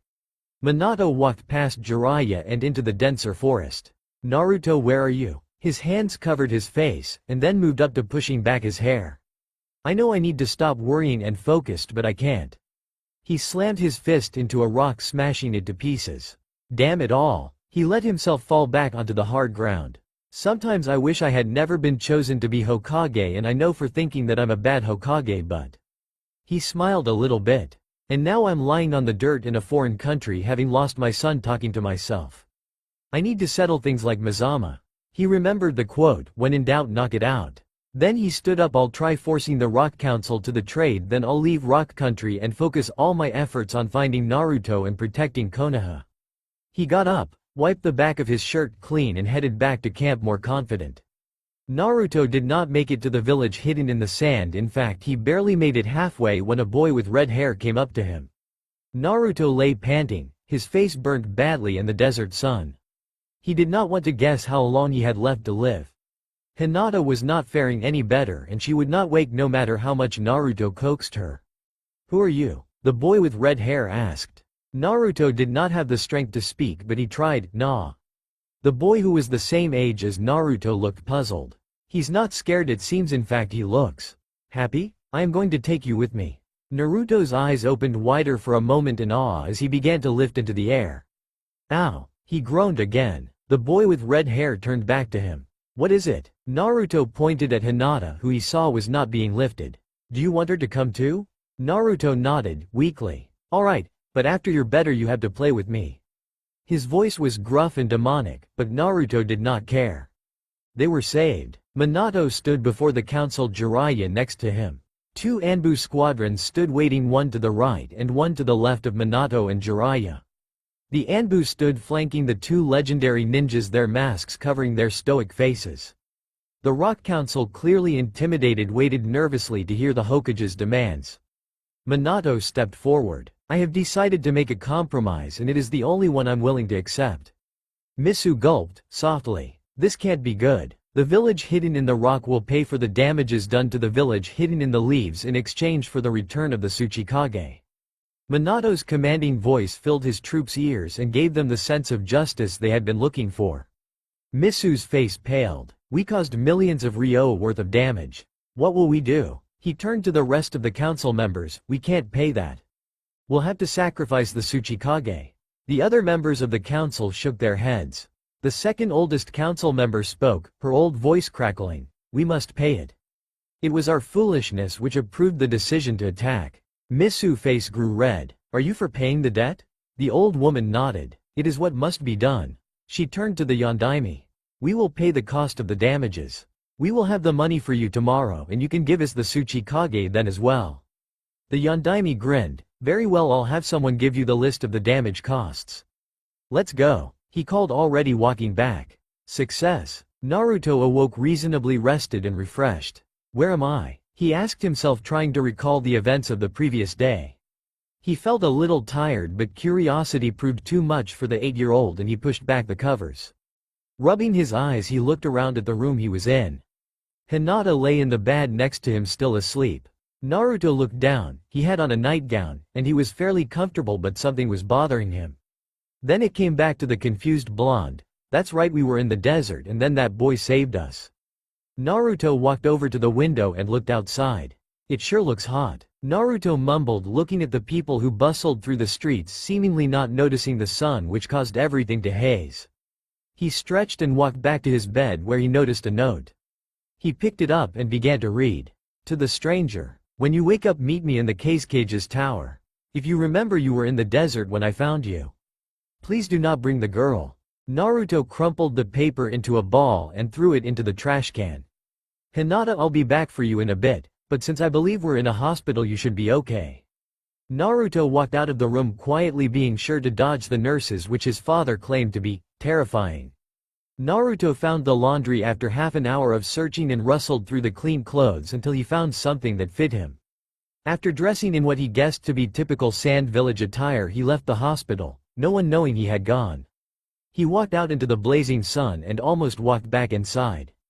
The air conditioning of the hospital had not prepared him for the spring heat. "I better find the Cage tower quickly or I'll roast in this heat." Naruto was about to begin the search when his stomach growled. He rubbed his stomach thoughtfully. "Well, I'll eat first then search." He found a restaurant quickly and sat down. "I don't have any money. Crap." He sighed and looked at the menu. After ordering, he ate quickly and left without paying. Feeling much better, he turned to the streets asking for directions. "Hey mister, do you know the way to the Cage's tower from her?" Naruto asked at Asuna Ninja. "Of course boy, follow this road for 3 blocks then make a right and..." His voice droned off as he noticed something in the crowd. "Excuse me," he said, vanishing into the crowd. Naruto sighed and kept walking. He followed the ninja's advice and realized that there was a lot more to it than that. After asking a few more people who just shook him off, he sighed and rested in the shade of a store. He began to nod off when all of a sudden something nailed him in the side of the head. "Ow," Naruto said, rubbing his ear. He looked up to see an older boy standing above him, offering his hand. Naruto took it and was pulled up forcefully. Sorry about that. I'm sort of in a hurry. The boy started to run off again. Wait, Naruto yelled. Can't you at least tell me how to get to the Cage's tower? The boy stopped. Well, actually, I'm going there now, just follow me. Naruto grinned and began to run after the boy who was dressed all in black. The two reached the tower a few minutes later, both breathing hard. You're pretty fast, kid. What's your name? Namikaze, Naruto. What's yours? Kankuro, my father the Cage, which explains why I'm going to the Cage's tower. But why are you here?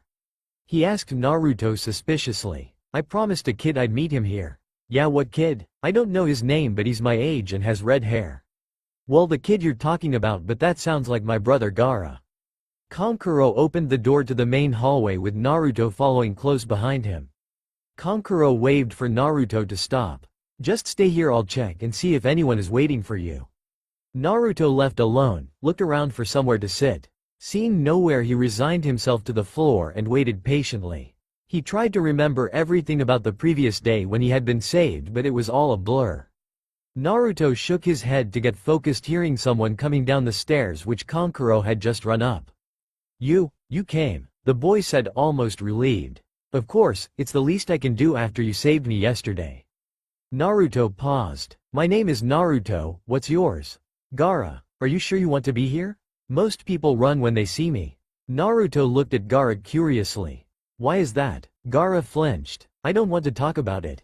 Are you Kankuro brother? Naruto asked thoughtfully, thinking of Kankuro's statement from before. Yes, I have a sister as well, but she is not here at the moment. Naruto waited, and when he got no answer, began asking again. So why did you want to see me? Gaara did not answer right away. Instead, he began to think of something to say. Well, most people are afraid of me and run away, but you. Even when you couldn't run away from me, you didn't look scared. Naruto nodded, not really understanding. Well, Gaara, I have to get back to my village as soon as Hinata can manage, but in the meantime I don't have any money, so would it be alright if I stayed with you? Gaara stared at Naruto astonished. You would stay with me? Sure, if that's alright. Why yes, I would like you to. Naruto smiled. Thanks a lot, I'll try not to be too much trouble. Gaara tried to smile back, but the facial expression was not natural and awkward and ended only half successfully. Come on, I'll show you where you can sleep. Gaara led Naruto out of the Cage's tower and began the walk to his home, answering all of Naruto's questions and sometimes informing him on things the blonde wouldn't have thought of to ask. Minato surveyed the place where his special army had camped out in for the past 3 days. The Jonin in charge, or the cleanup, had done an excellent job of leaving no trace they had been in the camped area. Everything that could be taken was gone, and the rest was burned along with various other objects and plants that hinted that the Hokage's army had been there. Minato looked at the few men who had remained to clean up and gave the signal. The men nodded and vanished in a variety of ways, heading back to Konoha. Minato smiled at the work. Naruto, I'll be sure to find you quickly. He formed the seal and was instantly back in Konoha in his office. He put on his Hokage hat and walked over to the council's headquarters to brief them. Knocking on the door, he was let in by a guard and led to room where the council met. He saw Danzo sitting in a chair, his cane resting on the chair's arm. Danzo frowned at Minato. I take it you carried out the mission successfully. Minato nodded and then told him the whole story. At the end, Danzo smirked. The Uchiha prodigy is quite remarkable, a 14-year-old boy fighting with the best. Minato nodded. Now if you'll excuse me, I have to prepare a new team to look for my son. Hopefully you can find him before the village hidden in the rock does. I will. Minato teleported back to his office and began to pick who to send on the new mission. Naruto looked out the window from the mat he was sleeping on. Gaara was in the bed next to him and both knew the other was awake. Hey Gaara? Yes, Naruto. Thanks for letting me come. Gaara smiled, something that had been gradually coming easier the more time he spent with Naruto. Thanks for coming, Gaara whispered, beginning to fall asleep. Naruto smiled and hugged his pillow tighter, knowing that Gaara was not saying those words because he was trying to be polite, but because he was truly and honestly happy that Naruto had come. Naruto awoke roughly after struggling in his mat bed. His heart beat quickly and it took him a minute to realize where he was. He rubbed his eyes gently as his eyes adjusted to the light. He smiled lightly and threw the covers off. He had had a dream where he was in the desert and huge beast stood over him offering its help. Naruto could not remember much else except he refused, and as it came closer he woke up. He turned to Gaara's bed and saw that the boy was still asleep. Naruto rose slowly but fell as the place where the seal had been implanted into his back stung painfully. Naruto decided not to wake him and walked downstairs exploring the hallways while avoiding closed doors. Eventually he found the kitchen and he rummaging through the kitchen found some ramen and began making breakfast. This is awesome. I wonder what we'll do today. Naruto paused reflecting on recent events. I should check on Hinata after this. A blonde girl around the age of 11 walked into the room wearily and froze upon seeing the other blonde making breakfast. She waited for the boy to notice her. When he did not, she pointed at him, her mouth agape. Who are you? Naruto turned. I can't believe I didn't sense you. Well, you don't have a threatening presence. My name's Naruto, what's yours? Tamari, what are you doing here at? She turned to look at a clock. 5:30 in the morning? Naruto grinned. Getting breakfast, I'm kind of hungry. Tamari blushed and then looked down. She was in a nightgown and she felt very uncomfortable with a boy in her presence no matter how young he was.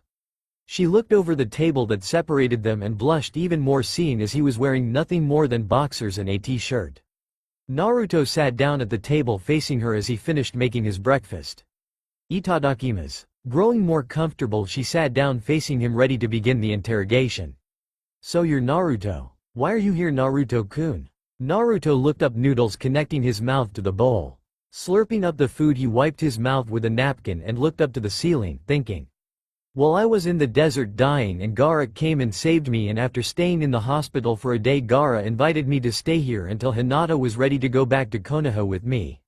She looked at him, her eyes growing wider each moment as she processed the information. I take it you're Gaara's sister.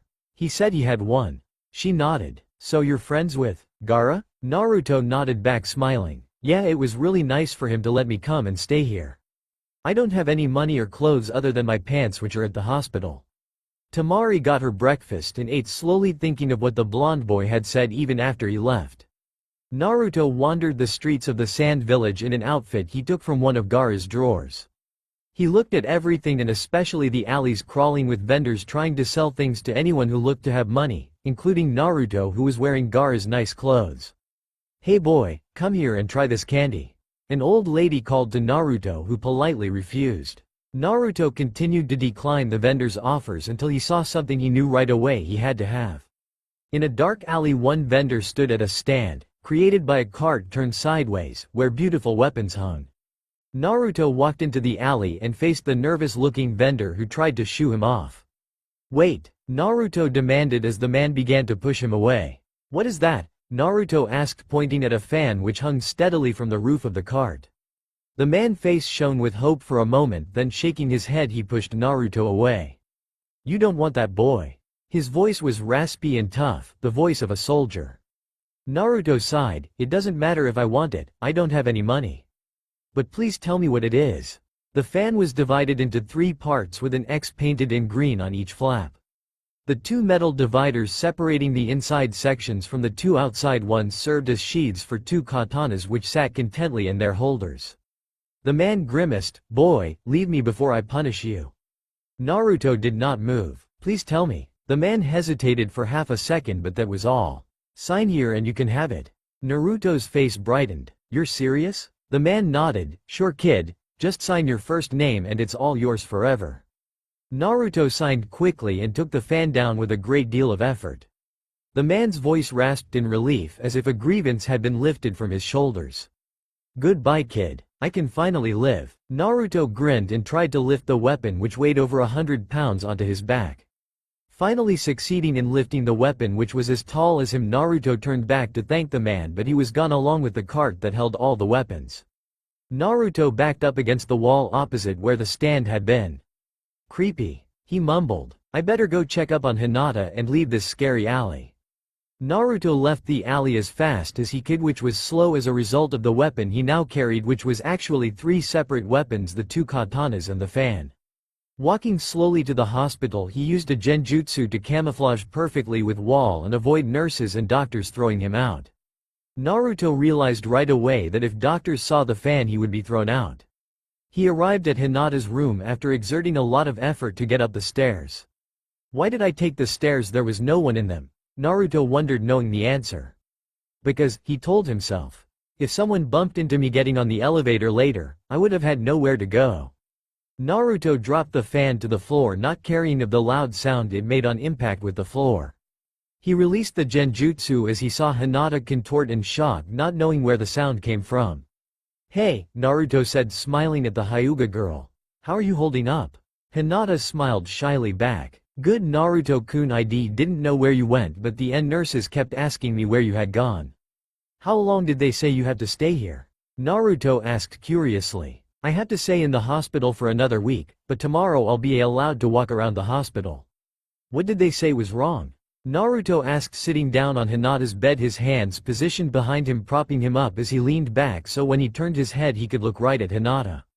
The doctor said I was suffering from mental exhaustion and nutrient deprivation and that they were going to keep me until I was at normal health and then a few more days to make sure I'm okay. That's say 7 days in total. Are you going to get our parents? Naruto frowned. Yeah, I'm going to send Dad a message today, but it's so great here. I mean, it's hot, but there are so many cool things. Naruto spent the next half hour informing Hinata of everything that had happened, including details about Gaara and their time in the desert. After leaving, Naruto decided it was time to tell his father. Using Shunshin Jutsu, he quickly sped to the house where he was staying and Gaara and his siblings lived. Gaara sat on the roof and waved to Naruto as he saw him. Where were you, and where'd you get the fan on your back? Gaara asked. I went exploring the village and checked on Hinata. This guy gave it to me. Do you know what time it is? Gaara nodded. It's afternoon. Great, let's get lunch, I'm starving. Naruto said, grabbing Gaara's hand to pull him inside. Gaara did not move. Instead, he pulled Naruto back. Well, we're eating with my dad. I promised him I'd introduce you. Naruto scratched his head nervously. Well, okay. Gaara smiled, not realizing that Naruto was not happy. Though the red-haired boy was learning how to interact with people his age quickly, he still had not learned to read expressions. Gaara, what am I supposed to say? I mean, your dad is the cage and I know that each cage had different rules and things for eating and stuff. Gaara hesitated. I don't know, I guess if you don't want to go you don't have to. Naruto, seeing his friend's sad expression, put his hand on his shoulder. I'll go, I'm just nervous. Naruto and Gaara arrived in the cage's office 15 minutes later. The cage smirked as he opened the door for the two boys to come into. Hello, I've heard a few things from Gaara about you. The cage stated, studying Naruto. It's a pleasure to meet you. Naruto said, bowing. The cage bowed back. So you're from the village hidden in the leaves? Naruto nodded. Well, Naruto, if you don't mind me asking, who is your father? The cage asked this question with a tone of indifference, but the truth was he was extremely curious as to who the man was. Namikaze, Minato. The cage's eyes widened. This boy is the son of the Hokage. If I pull this off well, this could lead to better relations with the village hidden in the leaves. Maybe if the two boys become friends I can convince the Hokage to help my village financially. And perhaps, well, let's not be crazy, could the son of the Hokage change Gaara? The cage nodded, his eyes glossy while he wandered through his thoughts searching for all the political benefits. The two boys meanwhile began to talk and Gaara pointed things out in the room. As the cage eyes regained focus, he noticed how well the two got along. I better not push them. Yes, I'll just let them spend as much time as they can with one another until Naruto leaves. This is too perfect. Snapping his fingers, a servant ran over to the cage and bent to one knee. Yes, my lord? A voice replied. The cage leaned toward the ninja and whispered to him. Yashimaru, I need you to bring a letter to the Hokage, but first get me some paper and a pen. Now Naruto, would you like something to eat? Minato sat in the window of his house, one leg propped up against the other side of the wooden window and the other dangling over the ground which lay 200 feet below them. The house, which looked out to the village from the tallest tower in the village, was huge in height. He had begun building the castle-like house before Naruto was born and had completed it 2 years after. The building was beautiful, if not for its architectural look. The building expressed the emotions he had felt when his first and only child was coming. Minato played with a kunai, spinning it and performing tricks he had learned when he was child. His face was for once empty, forfeiting nothing. His eyes, the coldest of all, had the look of a seasoned killer. His blonde hair ruffled softly in the breeze. He ran a hand through his hair and tried to merge his soul with the atmosphere which surrounded him. Kami, where the hell is Naruto? I should probably check on her, I heard she's still in the hospital. Minato's thoughts were unconnected, partly due to his stress, partly due to not wanting to focus on any one thing lest he grew frustrated. Minato propped himself up, now both legs dangling over the drop. Then with a little push he let himself fall. It felt amazing to let go and let the wind take him. He opened his body, spread his limbs and slowed his fall a little as the wind pushed him against gravity. The robe which he was wearing dangled above him, pulled down only by his arms which pulled the sleeves. Flipping, he landed on his feet in a crouched position. Feeling a little better from the high he had felt for a few seconds, he strode off to the hospital. Anko lay in her bed, bandages wrapped all around her, starting at her neck and working its way down her chest and waist and to her left knee. She was bored from staring at the ceiling and angry at the doctors who refused to let her go. In fact, she would be happy if they just didn't tie her up. Each wrist was shackled to the bed she was in and each ankle was also tied down. She groaned and tried to turn in her bed but was forced to stop when the pain from her broken ribs started up. She turned her head as the window to her room was forcefully pulled open. She smiled. "Hey baby." "Hello Anko," Minato said, walking over to her bed. "Thanks for saving me," the purple-haired Jonin said. Minato nodded, thinking of the battle defending Konoha.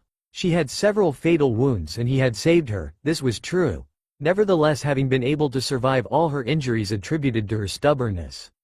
Well, surviving for 20 minutes after being stabbed twice and slammed with boulders and a rock spear through her leg had nothing to do with me.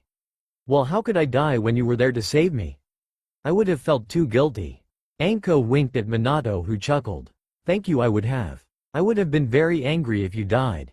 The Hokage bent and kissed her forehead gently. She laughed. What, you call that a kiss? If I could, I'd show you what a real kiss is. Minato laughed back. Would you now? She nodded. You kissed me like I was your son. If I could use me arms I would. Minato cut her off, kissing her gently. She moved her head up, pushing her mouth into the kiss. Well, well, a voice boomed sarcastically as the door connected with the wall. And here I thought you hadn't got over your wife's death. Jiraiya flinched, realizing that he should not have said that. Minato ignored the blow and faced his teacher. Anko growled and looked ready to kill the old Sannin who had interrupted their moment. Anyway, I figured I might find you here. I came to tell you we have just received a message from the case cage inviting you to come to his village in 2 days. Does he give a reason? The Hokage inquired. Jiraiya smiled and gave the answer readily, trying to make up for his insult earlier.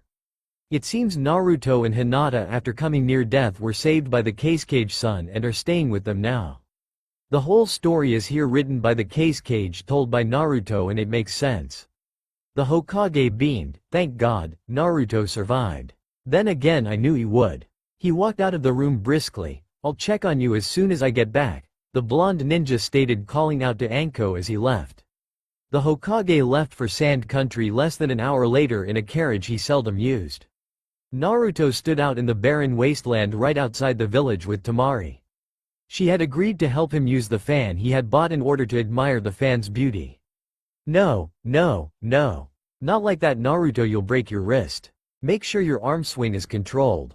Good, that's better. Temari stood leaning on her fan as she coached Naruto. Panting, Naruto lifted the fan again and did as Temari instructed. It was agonizing work as it was over 100 degrees out, but the 8-year-old would not quit. He focused and whipped the fan, sending a huge wave of air toward the boulder he was ordered to destroy as practice. Really, Naruto, it's impressive how strong the wind is, but if you want to destroy that boulder you need to focus chakra so that the wave is smaller in size but more condensed with chakra and power so that it can destroy things as hard as rock. Temari told Naruto, repeating the lesson she had received the year before. Naruto nodded and tried again. Though definitely stronger, the wind was not stung enough to break the rock and instead moved it. Not waiting for more instructions, he pumped more chakra into the attack and sent another blast of air toward the rock, spitting it into several pieces. Nice work, Naruto. Temari shouted, impressed. Naruto grinned at her. Now that I have that down, I have to find someone to help me learn how to use a katana. Temari sulked. What do you mean? You don't plan to become a master of the fan and wind? Nope, I just want to know how to use it. Maybe one day I'll learn to use it at a master proficiency, but for now I just want to be able to understand wind manipulation. Naruto smiled. Maybe someday you can teach me how to use a fan at a higher level. It's such a shame to waste that talent, Naruto. Temari sighed. Naruto grinned and wiped his brow. He placed the fan on his back and walked over to Gaara, who sat watching him. So Gaara, can you teach me to move the sand like you do? Naruto asked eagerly. Gaara winced and looked away from his friend. I don't know how I do it. Gaara lied. He still did not want to tell Naruto about his demon, not until he was sure Naruto would not care. Naruto shrugged at his friend. Well, if you can't, do you know anyone who would be able to teach me sand jutsu? Gaara nodded. Let's go see my father, he knows lots of wind jutsu and probably some sand jutsu as well. The two friends walked back to the entrance of the village shoulder to shoulder. Gaara took a quick glance at his friend's face and looked away, processing the image. What makes him different the other children besides the fact that they know? His determination, so clearly outlined on his face? His loyalty, clearly present to all those in his presence. What makes him someone I feel, I could, want to, protect? That's all for now. If you enjoy, then please like, share and do comments.